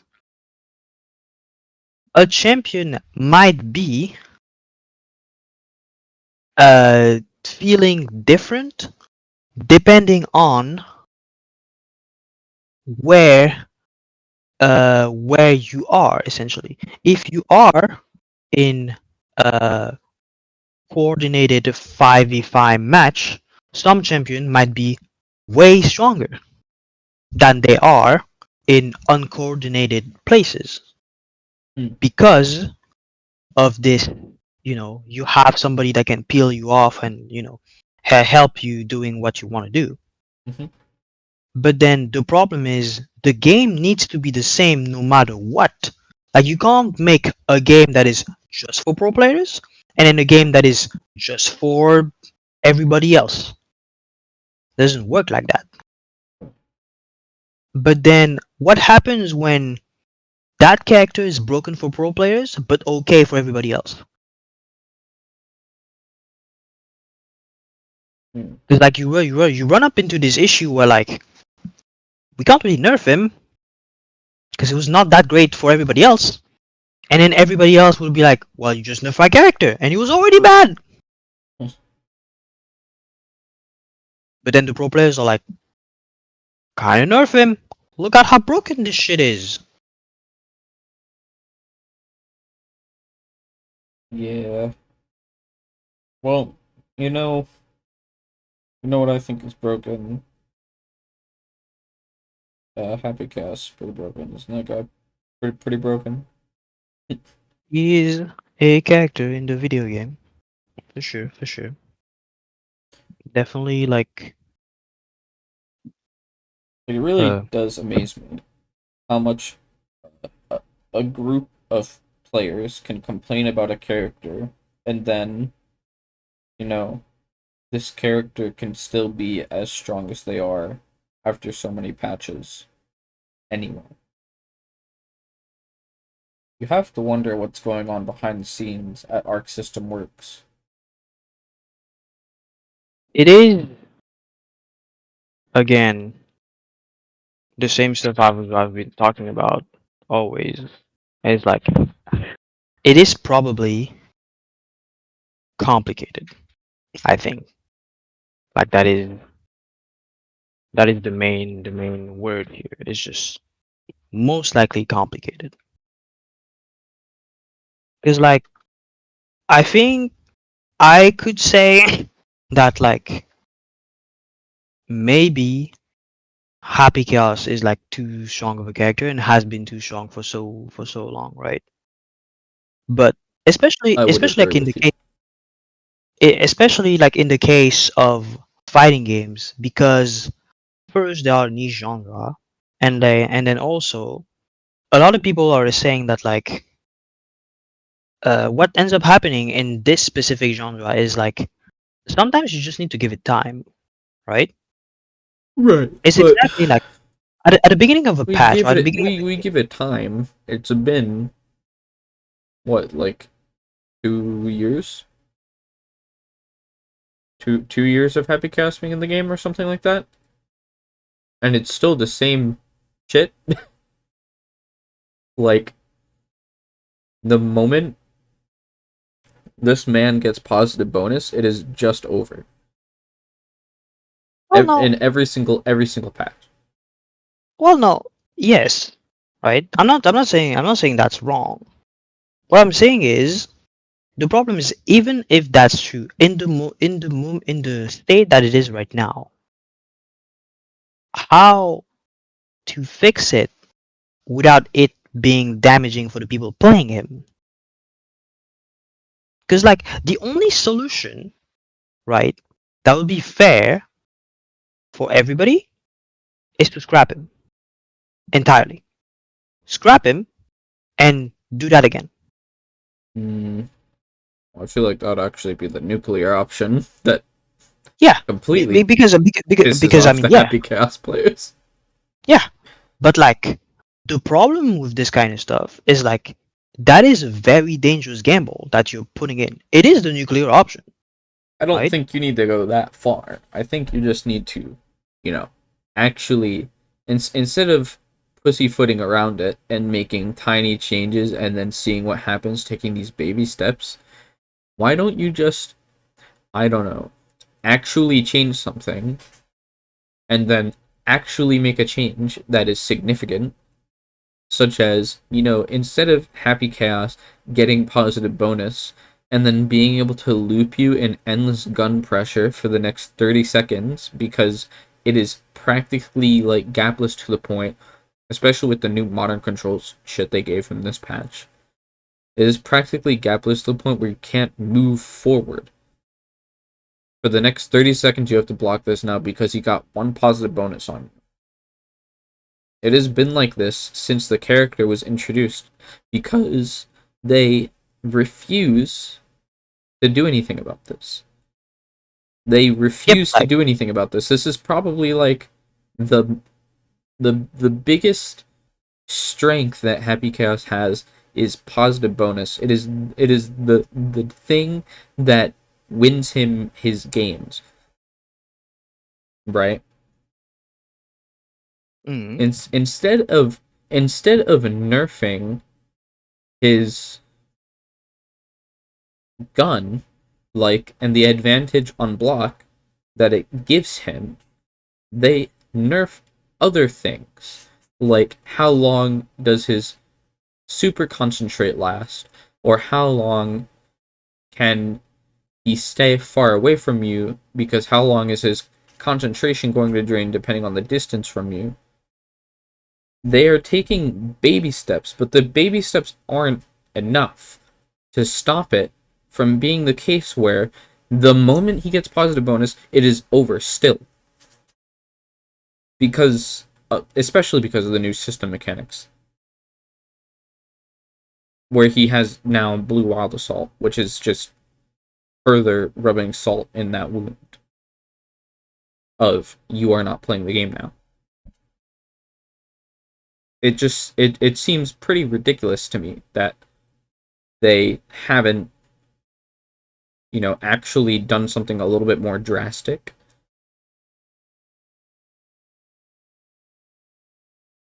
And another thing about character popularity too is that not a very popular character, Jack-O, who has been in the game for longer than Happy Chaos, I think.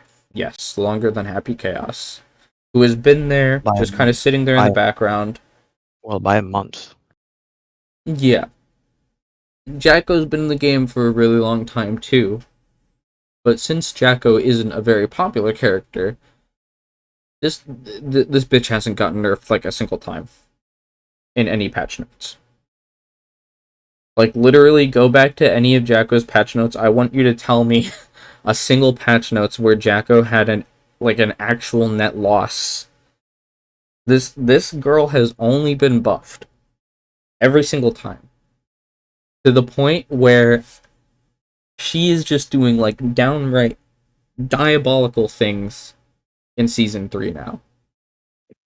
I think the problem with the way ArcSys is trying to balance Guilty Gear, and it's the thing that they fell victim to in Exerd too, is instead of actually nerfing people, they only buff people. Really.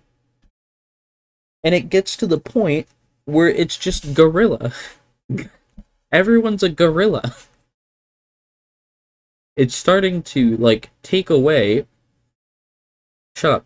It's starting to take away from, the balance of the game. Because they're too scared to nerf people. They only want to buff people. Yeah, but I think that goes into I'm going maybe to play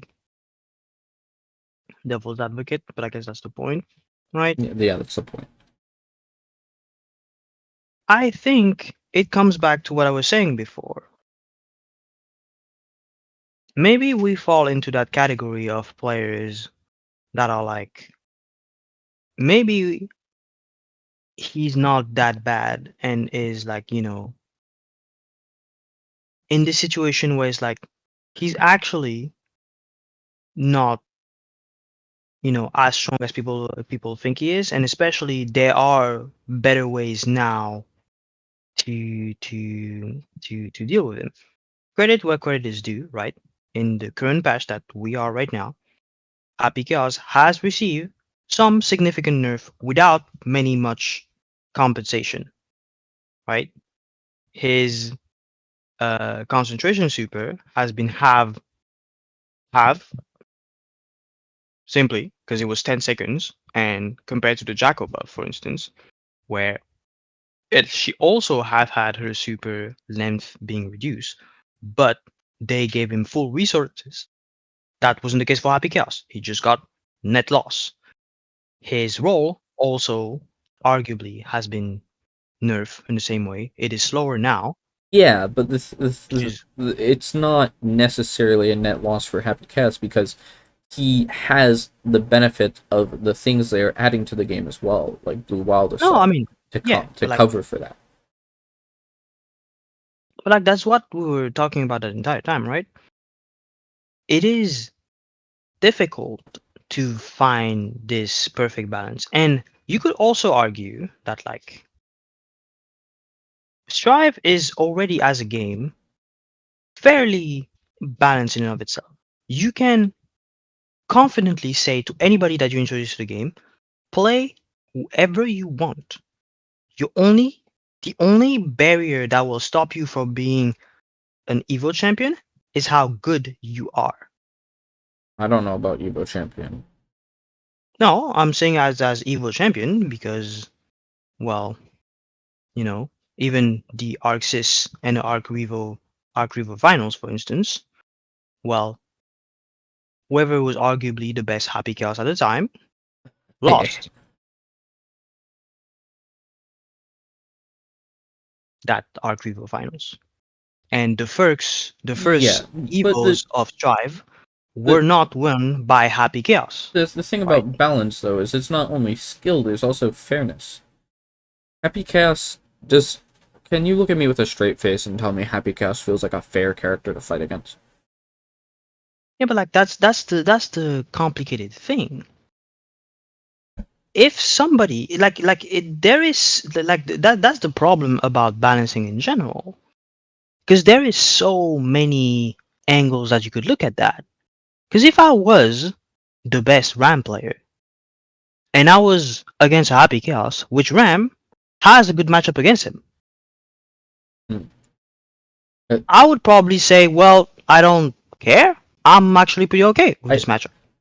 like I'm kind of happy. I'm kind of happy Ziggy brought it up because I will acknowledge Zato got nerfed pretty hard, right? But I don't think that's a bad thing. What I think is bad is he's the only character who got nerfed that hard. He's not the only one who should have got what he got. Yeah, but like, What Happy Cow got is not enough. If he got like the yeah, same level of nerfs that Zato also got, yeah, but then we could talk some that business here. that is exactly what I'm saying. That is exactly what I'm going at. The reaction that you just have encapsulate perfectly what I got there.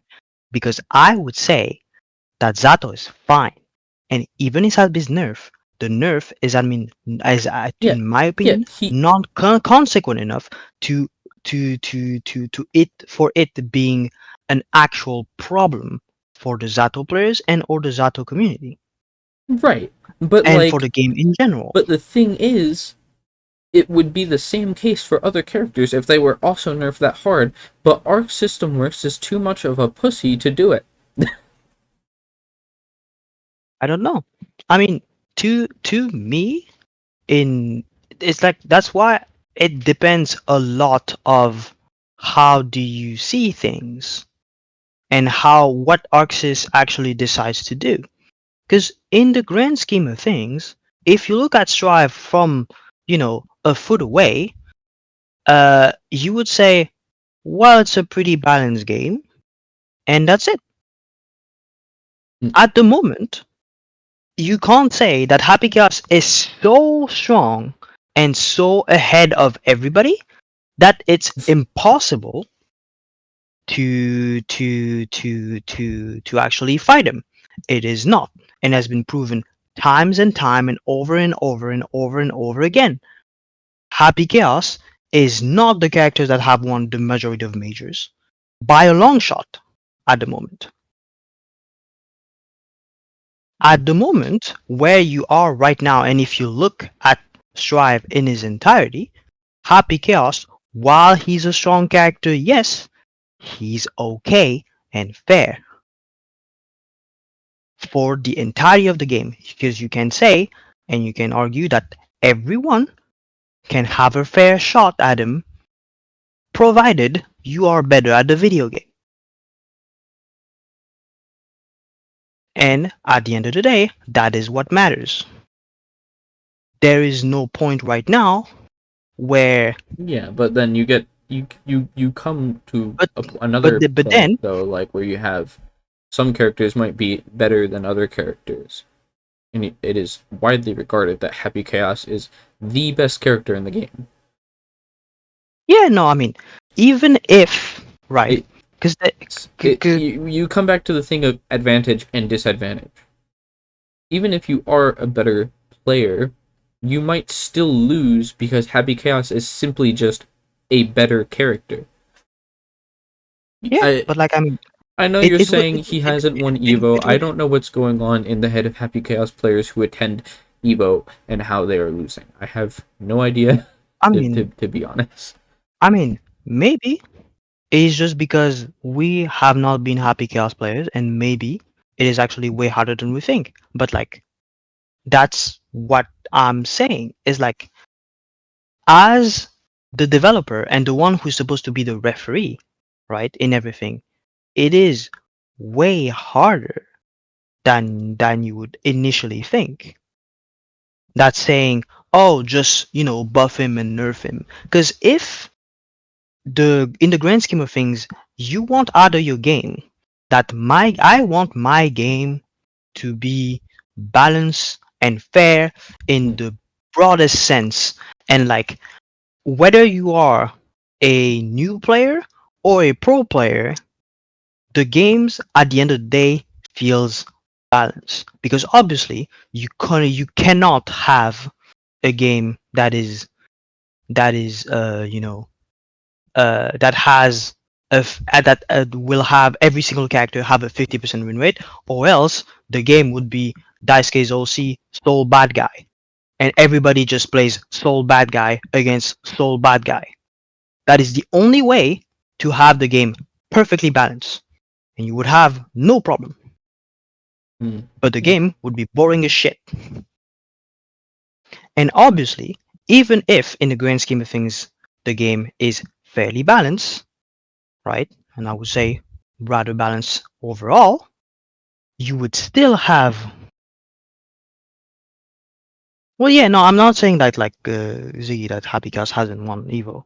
I'm saying that like the majority of majors, Happy Chaos is not the character that has won the most majors at the moment. But yeah, Happy Chaos won Evo. But like, what I'm saying is, regardless, obviously, you will when you're inside the game, right? When you're playing the game, there will always be, no matter what, one character that is the strongest, one character that is the weakest, even if that difference is 2%.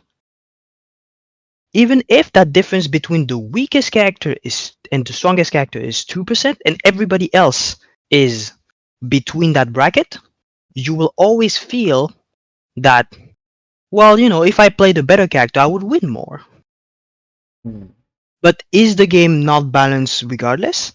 It is balanced, because to have it being that close in everything. mm, But like, is it a bad thing? And as the developer, should you do something about it? Because like that is like the difficult bit, and that's why like balance in video games, like in the case of Strive, or in the case of any fighting game, how do you do that? How do you say, because you would say to yourself, well, at the end of the day, right? If I play the worst character in the game right now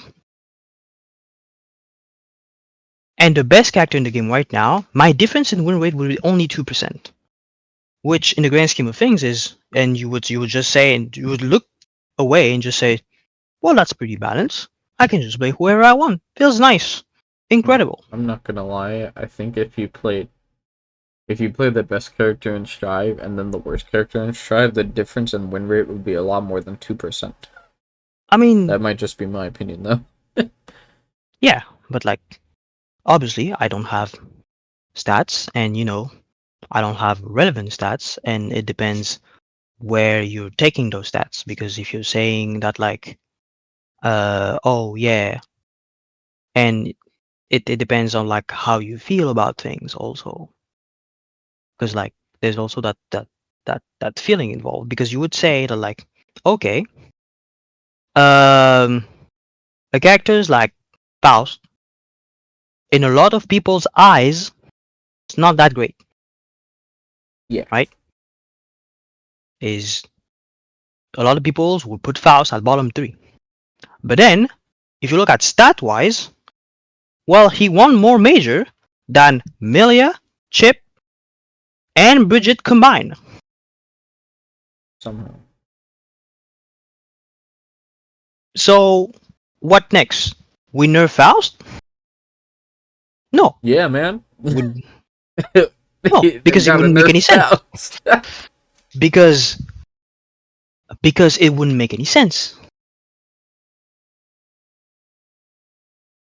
Yeah, like exactly, like what Ziggy was talking about. Like, it's like, oh, you gotta factor matchup knowledge and popularity, right? Hmm. You like there is like in the reality of it is like, especially like popularity, because the example that I gave with League of Legends was like, well, people just don't know, and maybe, right, So people realize that like there is a secret, like there is some secret tech, like especially what's happening with Faust. It's like maybe there's just some secret stuff that people don't know, and only the top pro player Faust are do know, and then you will realize in a couple months Faust is winning every major. I'm starting to think, actually, there's just some weird phenomenon where Faust, or, the character's popularity, as in, like, just by, like, word of mouth. This character, X character is strong. So, for example, Happy Chaos is super strong. Faust is not super strong, right? So when you go to the tournament, you will practice a lot more against Happy Chaos than you'll practice against Faust, meaning that the Happy Chaos players will have a lot more trouble getting to the tournament because everyone was practicing against him, but the Faust players will have the edge because everybody's sleeping on him.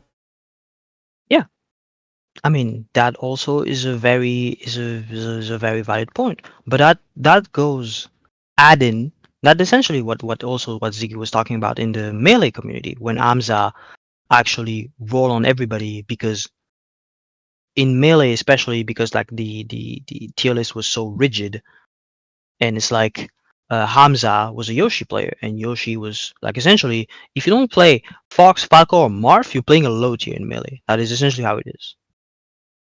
Mm. You No, you don't play Fox, Falco, Marth, and Puff. You're playing a low tier. That Okay, is essentially how melee always has been. You're not playing one of these understandable. four. And then Hamza came in playing Yoshi, which was a non-character.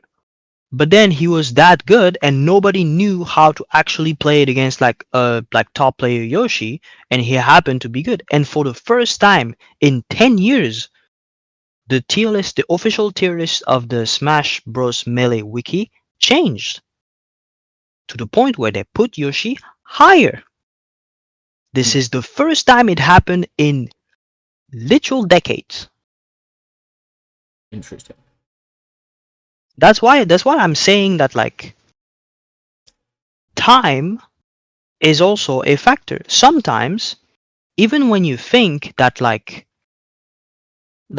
oh, you need to patch it quickly, sometimes maybe not. Sometimes you just gotta let the players do, because sometimes you just realize that people will just figure some shit out, but like they will figure it out 6 months down the line. And that's why like Happy Chaos is also an example. At the beginning, when Strive came out, when Happy Chaos came out, Happy Chaos felt awful. He felt like trash. For the first 3 months of the game, he felt like absolute garbage. But 3 months down the line, when people have had time to experiment with him and then to just let it slide, they figured out that he was actually good. Imagine what would have happened if Arxis decided to do what you would do, is essentially like balance him fast because he felt terrible, right? For the first 3 months, he felt like dog shit. And then they balance him by buffing him. And then when people realized that he was actually good, Hmm. well, now we'll have a real broken mess out of our hands because we buffed him when he didn't needed it. That's why I think like this is so difficult. And even like this whole conversation like shows how difficult it can be because there is so many different factors that can enter between popularity, between matchup knowledge, between you cannot, you will never be able to just have everything being in that perfect 50-50. There will always be a character that is like at the top. There will always be a character that is at the bottom. Even if Potemkin happens to be at the top, we would have that same conversation and we'll just be talking about Potemkin is fucked up character, bro. You see Podbuster? What am I supposed to do with that? Yeah, but the, the thing about Pot is I think Pot's like a rather difficult character to play. Yeah, but like you could argue that like the I difficulty of the character Yeah, I enters mean, into this. I would easily make the argument that if Pot was easy to play, had like one button inputs or whatever, this guy's top tier, like Yeah, but easily. like yeah, but like is the same thing. Because like it You could doesn't say it make any for you sense. could It say it doesn't for make any any sense to character say, probably. yeah, for any character. Because it doesn't make any sense to say because my character is easy, is that a reason for it not to be good? My character can be easy, but then he can also be super good. My champion can be easy to pilot. My build could be easy to pilot in Dark Souls or whatever, but it can be good. Or you could say the opposite. Well, my build could be like super technical, but also easy to pilot. But like it would be good. Because like at the end of the day, because like this is what like because like this is like very it becomes very subjective what you just said of like saying that like it would feel nice if I'd lost against a character that require a lot of like execution and even like execution is not just what it is because sometimes some characters are difficult not because they are difficult to actually execute but because their gameplay require them to go through a lot of hoops that a lot of characters just don't have to, Right, and and they have other roadblocks that is not execution wise it, but like end up in like strategy wise of like mental block wise, I right? It's like you need to strategize more, but I like that's think different from saying Zato needs to negative age 60 for yeah, 60 minutes. I think talking about the difficulty of the characters too does kind of wrap the whole topic up in a neat little bow. Where like it's kind of feels like the last piece of the puzzle. Like a character, a character's balance is a kind of like a combination of how good are their tools, how easy or hard are they to play, and then what are their strengths and weaknesses, like what is their matchups like, and how will they have to play. So I think Strive actually does a pretty good job in terms of that. What because they're honestly pretty diverse when it comes to difficulty of playing the character. Like you have, for example, Zato, who's really hard to execute with, compared to like Kai, who's pretty easy to execute with, but both characters are pretty strong. But that's the whole point, right? They need to feel strong in the hands of the player, and like you could say that in Call of Duty, like you could be in Call of Duty, like you could be very good shotgun player because you're very good at doing flicks and whatnot. Yeah, But then you can also you can turn around and somebody else is like, oh, I'm a very good sniper, but right? I guess if you could confidently, as a game developer, then at that point, you know, you've gotten to the point where people will acknowledge this character who is easy to play is strong, and this character who is hard to play is still just as strong. When your players start saying that, that is when you as a game developer can confidently say, I have succeeded in balancing my game. Yeah, you can say I have confidently succeeded in balancing my game. And when we're just talking about is the game balanced, yes, they have made their job well, and especially like because the whole conversation was about like how essentially how difficult it is to balance a game, right? Especially when we as gamers are getting greedier and greedier by the minute, right? We Right. want more content, we want more new things, we want more things to explore, more things to do, True, etc., true, etc. true. But like the more you add things, the harder it is for the developers to make sure that everything is wrapped up in this neat little bow that no matter where you are on the skill level, on the skill bracket, no matter where you are on, the even the game lifespan. Like for example, I'm a new Call of Duty player, never played Call of Duty in my life, and I arrive in Call of Duty, I should be able to feel that the game is fine and balanced from the start to the end. And how do you do that is like difficult. Yeah. And Well, also, I think it was the same thing that we talked about with single player games is you just need to provide enough options to the player. yeah, You can no, play you you need can play an easy character, you can play a hard character. You could use long range gun, short range gun, play zoner, you could play rushdown, grappler. I think fairness and how fair does a game feel has a lot to do with how many options are you presenting the player with. And I think the correlation is like the more options there are, the more fair it feels. yeah, but like it can also like go to the like what I mean is like it can also go to the next extreme, right? Is like uh the more options you have, the more you can run into the risk of that option is poo poo good poo poo garbage. Why would I ever try to do that options? Because the more options you give, the more you will need to make sure that every single one of these options is useful somewhere. Right. Because if that's not the case, and you made an option that is like super terrible, and like there is no reason to pick that option in any way, shape, or form, you did a bad job Well, at the end of the day. Your job is terrible because you made something that is like, because like on top of the fact that like everybody needs to feel strong, you need to be able to make sure that like as the developer of your game, everything yeah. has So a okay, but place. exactly. But yeah, okay. So then the more options the better, but every option has to have a purpose. Yeah, every option has to have a purpose and every option has to have a place.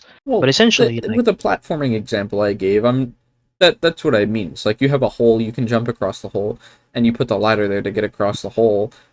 But why I wouldn't put a ladder there that goes nowhere. It seems like a no-brainer.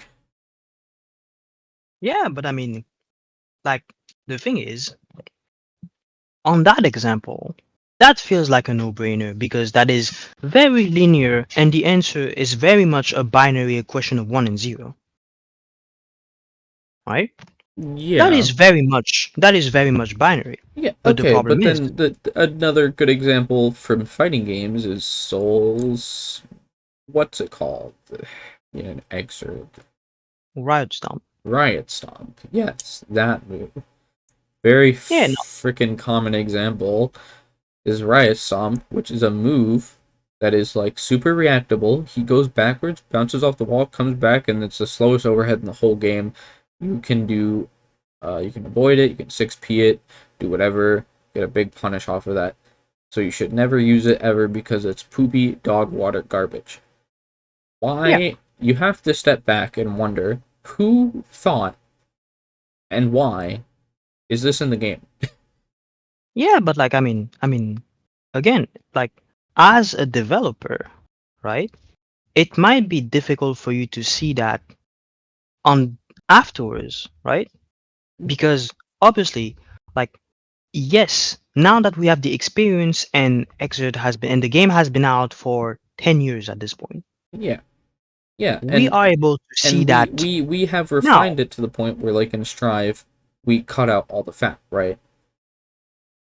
But Yeah, there's a lot of people who would also argue that having riot stop in the game is a good thing, yes, just simply because it is another option. yeah, but Not because it had to serve a purpose or anything, but just because it is there, people are happier because it is there. yeah, no, that's why balance is like so finicky because sometimes it's just about the taste of whoever you're talking about. Some people would say that, as you just said, in any game, I just want to be able to have 50 different builds. Even if the build number 37, like in Dark Souls, the build number 37 is dog poo poo water.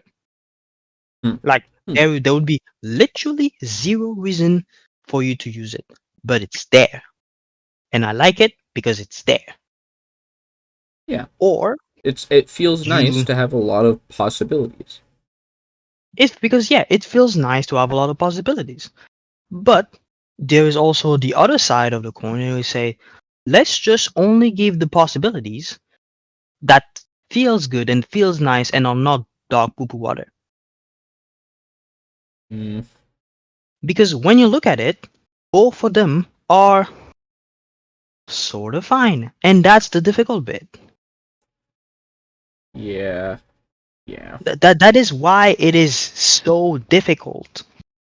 Because both of these options, when you I present them to you, they both feel sort of okay. Right. And that's the difficult bit.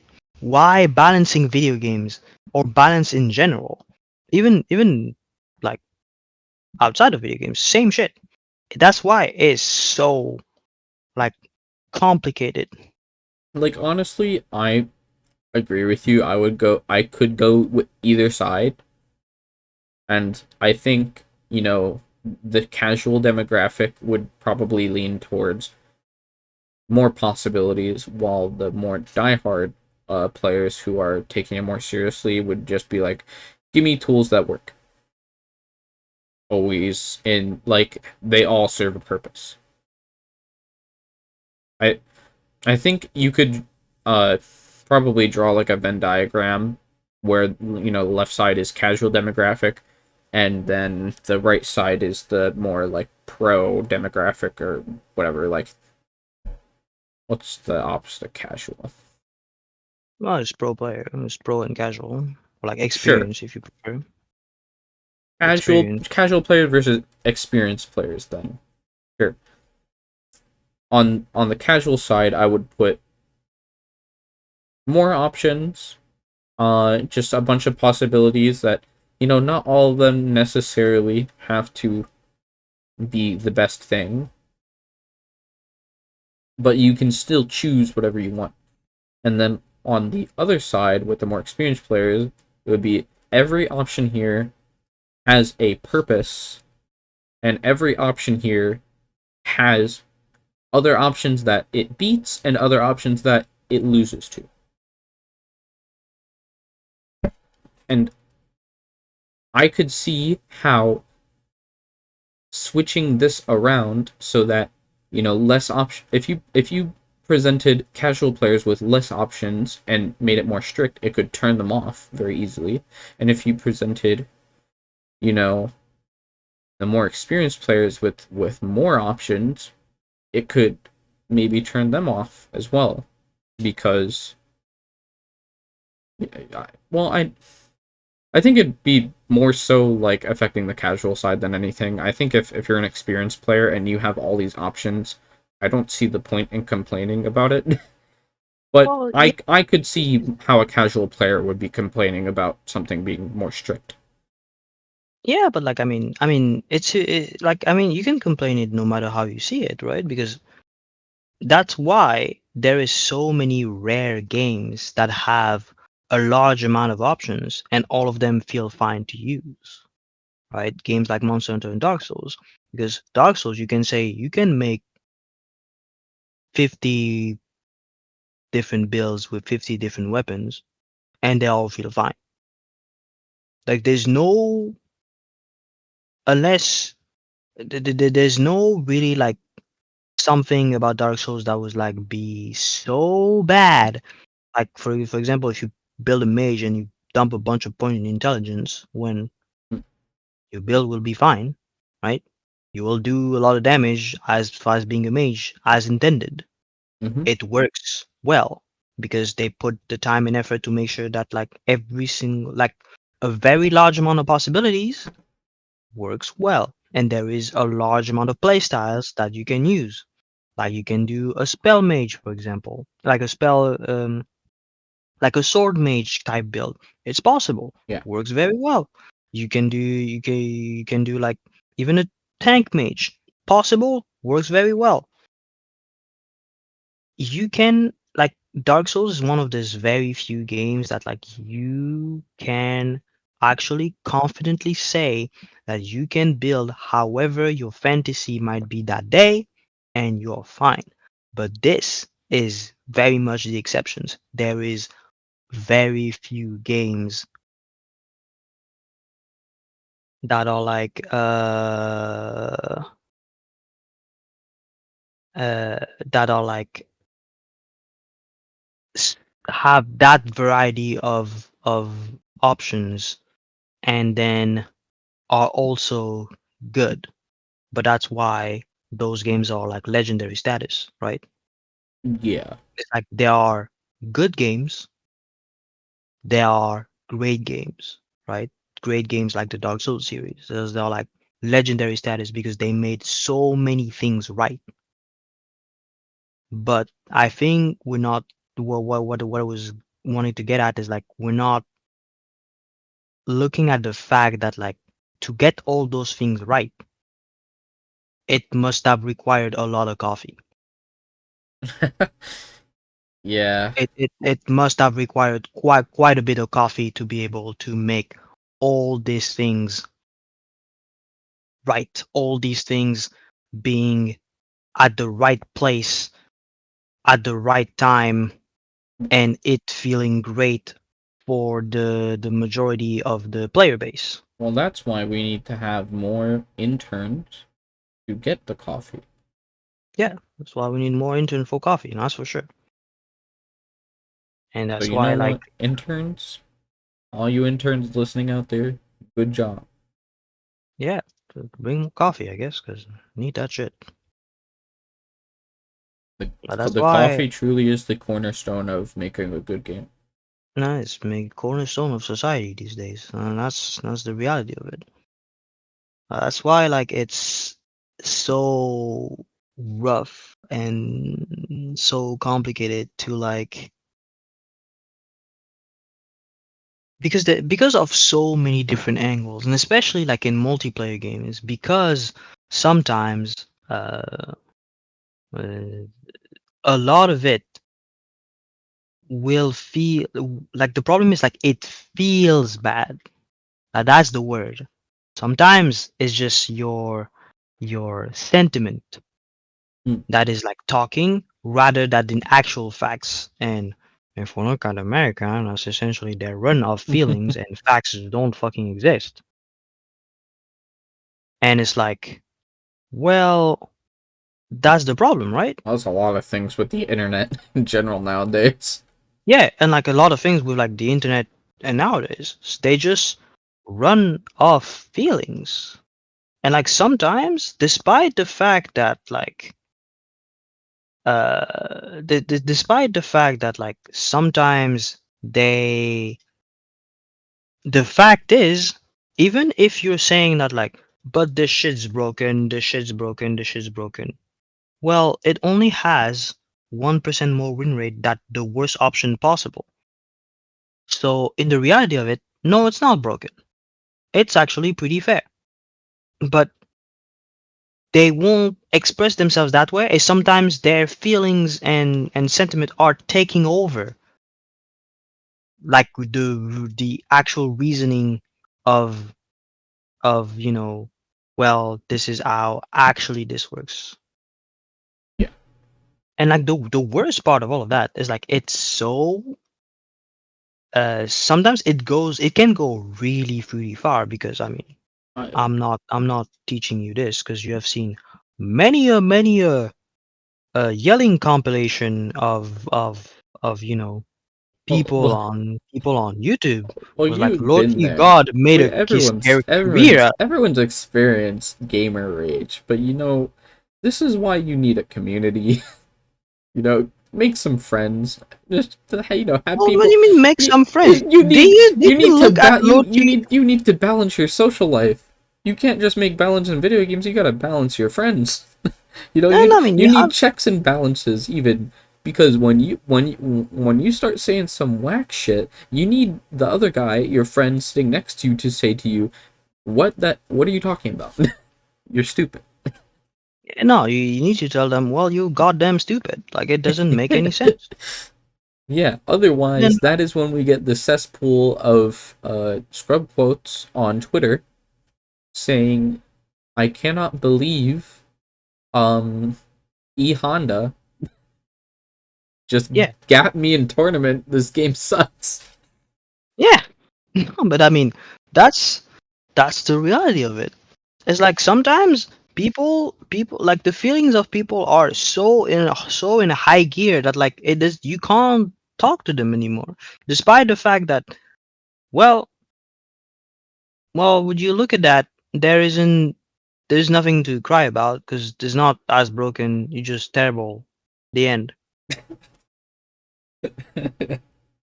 But like some people just don't want to hear that, and it's like especially like it's like balancing in general, like low tier god made his entire career of being an angry motherfucker.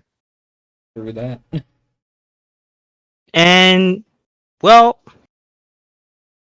the thing is, for some reason that I still don't know, he's been banned more than 10 times on YouTube and Twitch, and to this day is still streaming and still making money. And I'll respect the hustle. respect the hustle, but like at some point, it goes a little far. Yeah, I just all the listeners, make sure you balance your mental. Yeah, yeah.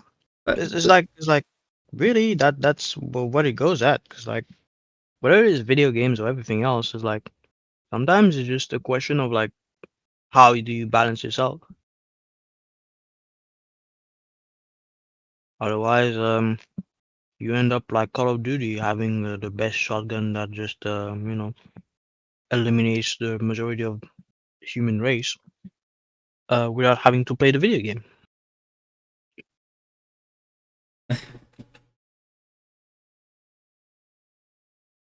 Here we are. Balancing is like one of those topics that is like I do genuinely think that it is so underappreciated. Like how sometimes the developer of doing a great job, but you would still have some douchebag that is like, oh, I'm like bronze 5 in League. I'm like silver in Call of Duty, and they will still like send you death threats because they got sniped once by Johnny the elephant, Johnny the carried, elephant 64. carried, carried, carried. Carried, bro, your sniper is like your sniper is too broken. I'm gonna call Activision and tell them to ban your account It and murder your well mother. with people like that, it's always like if if I win, I am so good.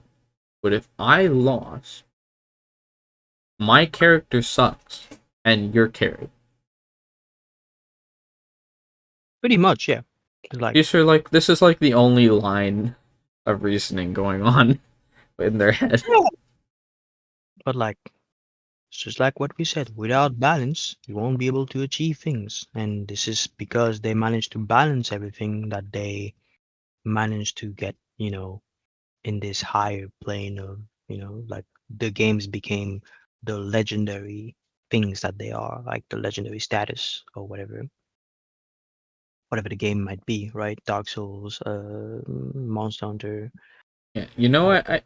I never actually finished Elden Ring. well, should probably do that. Maybe I'll just start over and then stream it. Yeah, start over, stream it.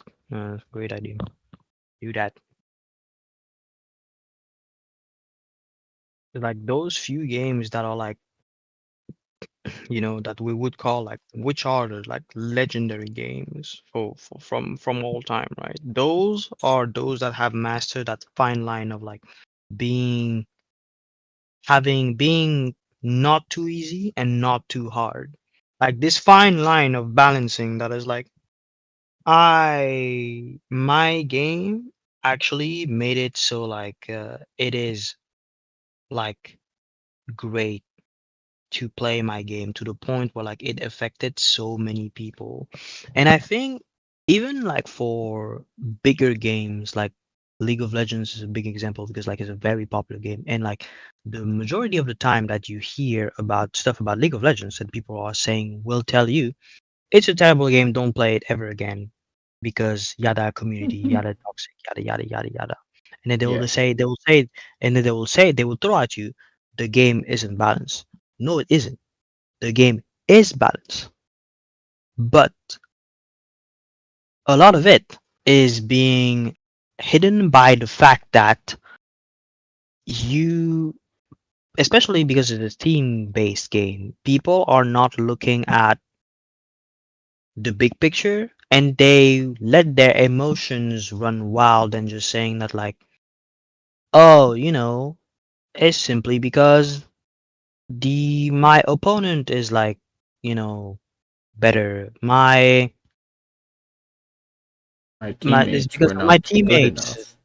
My teammates were not good enough and stuff like that.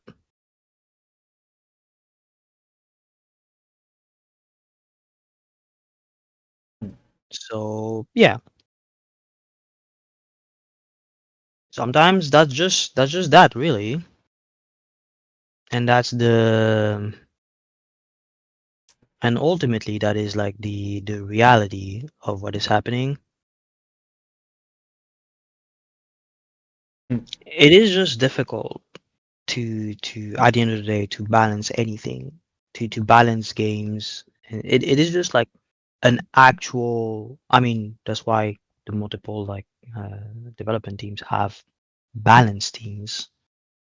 They are called balance teams for reasons. It's like it is hard to do that. It is difficult to actually like balance anything properly to make it to make it great, yeah. essentially. Well, I think we've covered a lot of this topic. Is there anything else that you think we maybe glossed over that we could talk about more in Mm. detail? No, I think glossed over everything, right? And I think like this conversation, like it showed essentially like how, you know at the end of the day, that like how difficult it can be to like balance anything, and the Mm, fact that like between like the real like at the end of the day, the bigger and the more expensive your game is, the more you will have to okay.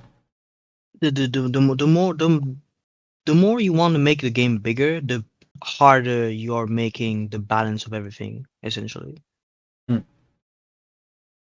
And because it is way harder to like do that, you are going yourself into a lot of hurdle about like, just first of all, technical hurdles, and then the fact that you have to contend with your community that it's a bunch of pimmies, essentially.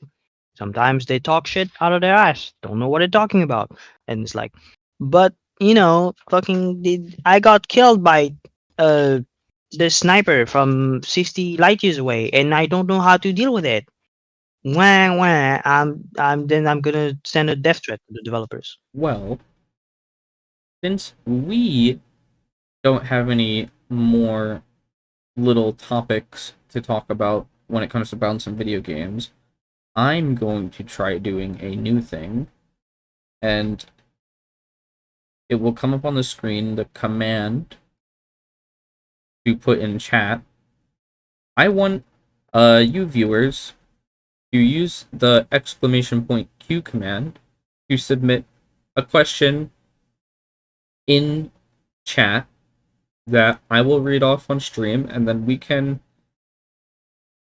expand upon those questions then, just to keep this going for a little bit longer and have some engagement from you guys. Sure, like you So said. so for like the next um like 5 minutes, I'll leave that command on, and then any questions that come in, we will go over them and talk about them. Hmm. And again, the command for that is on screen. You just type in exclamation point Q, followed by the question, and that will be that. Okay, so our first question just came in. Ziggy asks, "What did Zato do to deserve this?" Well, If you so do you want an honest answer, or do you want me to it, meme on you? okay, I think we can play good cop, bad cop here. Do you want to be good cop or bad cop? Sure, I'll be the good guy. Okay, I'll You be know bad why? cop. You know why he's been nerfed? Because of Wild Assault. Because there's no world in Guilty Gear where Zato was the way it is with Wild Assault. There is there is the reality of it. There is no world where Zato has 3 seconds off Eddie and then Wild Assault. Like that is not possible. Like nobody will play the game because this is not possible. Zato will just run the game alone. It will be the true single player experience. Like the true single player experience will come off of that. So no, All right. that's why he's been shooted on the leg. And if you want to hear another reason why they nerfed Zato, it's because Zato was just simply too easy to play before. They needed to make him harder to play because Zato is an easy character. We need to make him harder. There you go. Next, got him. Nudis Mm, asks, should a character, weapon slash any part of the game be nerfed if it objectively making this less fun or interesting? That is a complicated thing. Should a character be a weapon or any part of a game should be nerfed if it objectively makes the thing less fun or interesting?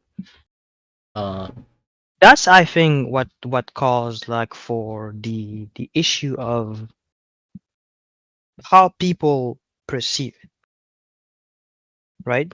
Because even if even if objectively, right, you have because like you said fun, right?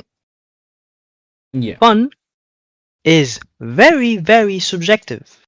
And it is very different for a variety of people. It can mean a lot of different things, and that I think is where the crux of the issue is, right?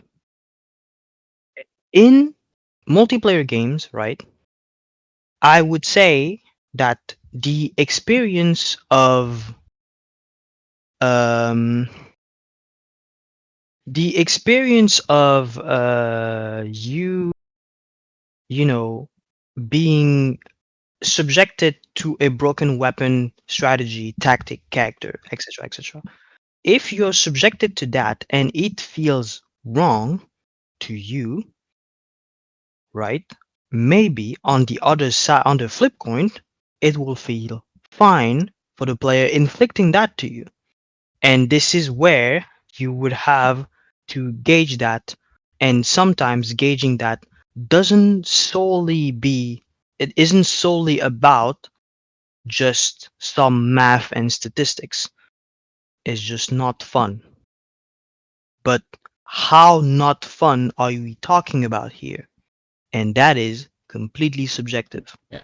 I, I think once the consensus where a majority of the player base has agreed upon that this is just unfun and not healthy for the game, then yeah, we should definitely take an action against that and like maybe like nerf it or remove it or whatever. Yeah. No, I think like definitely like if you're talking about something that is like objectively at Yeah. some point bad for the game, right? And is the majority of people would say that is bad for the game, and the developer would also say that it's bad for the game. Should we remove or change it? Yes. I guess also I need to point out, I guess, if I want to be very picky with your question, because you said remove or point out, it's remove or modify. Because like I guess you can just say it's both. Because like it depends what you want to do with it and what the problem actually is. Do you actually need to remove it? Or do you just need to like tweak it a little bit so it's not as egregious slash obnoxious slash unfun, etc., etc.? Mm. Because it's especially difficult, I think, in multiplayer games because there's always going to be the one dishing it out or the one using it and the one on the receiving end. Because I think in single player mode, like it's fine. I mean, you won't cry at Artorias for like spamming uh spamming three magic balls at him. I think he will be fine. He Right. won't cry afterwards. He will be okay. I think. Yeah. Right? There's no ghost in the machine, I hope. Yeah, hopefully, or else we'll be all dead by now. I'm pretty sure. Or, you know, it's mainly this would happen in multiplayer games where like you will need as a developer, and I think you will need to use a lot of common sense. Like you will need to, uh, judge essentially. Is this unfun enough, and does it need modification and or uh does it need to be modified in some way? Does it need to be removed entirely? What is the judgment call that you will need to make in that particular situation? Right. Well, I think moving that's on to the next question here is Ziggy again. He says, is there any realistic way to make a fighting game with a perfectly balanced cast considering system mechanics, matchup strengths, weaknesses, execution requirements, etc.? short Um, answer. No. uh, yeah, short answer, no. However, it's debatable because you could get really bare bones with it. And like we were talking earlier, just make it literally everybody plays the same character and has the same moveset. And then, technically speaking, it would then be perfectly balanced. Yes. There Like I is mean, there is there is actually, as a matter of fact, a game on Steam called Footsies that is literally just that. It yeah. is it is literally just you both play a character that has like a sweep, an uppercut, and like a mid-range poke, I think, and that's like and like a throw maybe. I never actually played it myself, but that's like that's pretty much how bare bones it is. It's literally just sweep, DP, poke, and then I mean, throw, something like that. no, you can even go more bare bone than that. There's a game called Dive Kick, which has only two buttons: jump and dive kick. Yeah. That's it. And the first one that's getting hit loses. Yeah, so there you go. It's like you can go like the thing is about like this question is like you can go technically really like the more bare bone you are with your fighting game or with your game I should say, the easier it is to balance because there's less variable. The least amount of variables that there are, the easier it is to balance it in a sense. Mhm. Because obviously you need to worry about less things. So obviously it is way easier to know what you would need to make the game balanced and or fair. But but the problem with that, and especially for the medium of video games being being entertainment, the lesser amount of Variables. variables that you have, the less interesting the games become because it becomes very stale very fast Right. because there isn't much to do and there isn't much to experience because Yeah. uh and there isn't much to explore because everything is the same. And So that's it's why especially apparent with like DLC. It's like games are already coming out that have a lot of content to begin with, but then people expect there to be even more beyond that.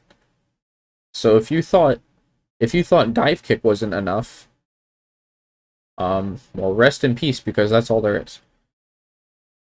pretty much, yeah, rest in peace. There's not going to be anything else for the rest of time. So eventually, games will games can feel perfect without being perfect.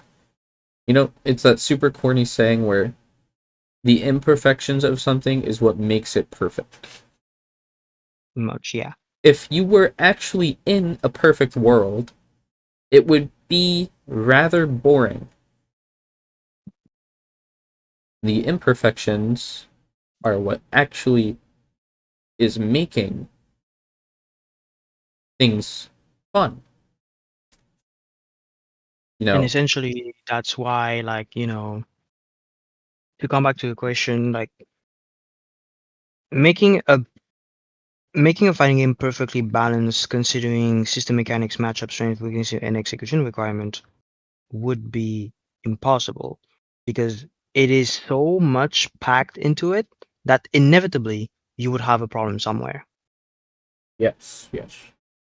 and there would be no way of fixing it. And all you could be realistically doing is try to mitigate the problem for as much as you can. Yeah. And then there's also the issue of people's opinions versus facts. Yeah, there's people versus like opinion versus facts. And then sometimes, opinions just roll over. Yeah, and And like then that's it that's it, why sometimes it is so hard to be a it, developer, really. it'll come to the point where you'll realize there's a big gray area where you just kind of have to accept that there will never be perfect balance. Yeah. You just gotta Sure. you just gotta keep rolling with the punches. It's like there's never going to be perfect balance. But that's not a bad thing necessarily. As long like I mean the point is, especially like in multiplayer games, I think the goal is essentially you want it to be balanced enough for you to for everybody involved to have a enjoyment out of it. Like just like Strive, for example, or like League of Legends, right? It's like everybody can say that the game is fairly balanced and there is nothing like factual, right? Because obviously, like you will watch 5 different streamers and one that says like no, it's even worse. Like you can watch Kizuke, and every single day he will tell you character is broken. That's very true. It's like he said happy, like he made a video. Giovanna is totally broken, and then Soul is broken. Kai is bad. Kai is good. Sin is bad. Sin is good. Soul is broken. Happy Chaos is broken. Well, he's not broken anymore. Nago is good. Nago is bad. Propaganda. It's like it's just especially when you listen to those people and you're like, when you don't really have facts or you don't really have enough of a view overall, you have no idea how realistically things can be. And that's what Nudis was talking about. Like, when you say objectively, right, that is how difficult it really becomes. Because objectively would mean uh that everybody agrees with it. But the problem is, little Timmy or grown up Harry that is 40 years old will be angry at different things, at two things that is completely opposite of what is the actual truth. Mm. And because you have all these opposites of like, this is not the truth, but this is the truth at the same time, what can you do, right? As the developer, as the one trying to balance your game and making as fun and fair for the majority of player. Not much you can do with conflicting information like that. Yeah, You sort and of have then to just decide what is best somehow. decide what is best. Yeah, so you have to somehow decide what is best for your game, and no matter what you pick, there will always be somebody that will say, "Yeah, but I would prefer it being that way," and then the other one will say, "Well, I mean that's pretty cool. I like it like that. Like it's better." But that is the issue, right? You will always lose some and gain some, and like at this point you want to try to make sure, I guess, as the developer, to like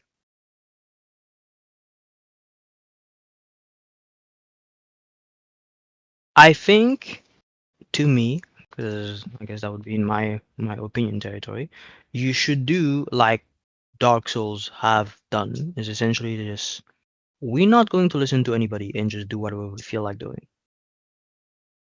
Hmm. But Dark Souls is a single player game. In a multiplayer game, if you're not listening to your community, that's also very much of a downfall.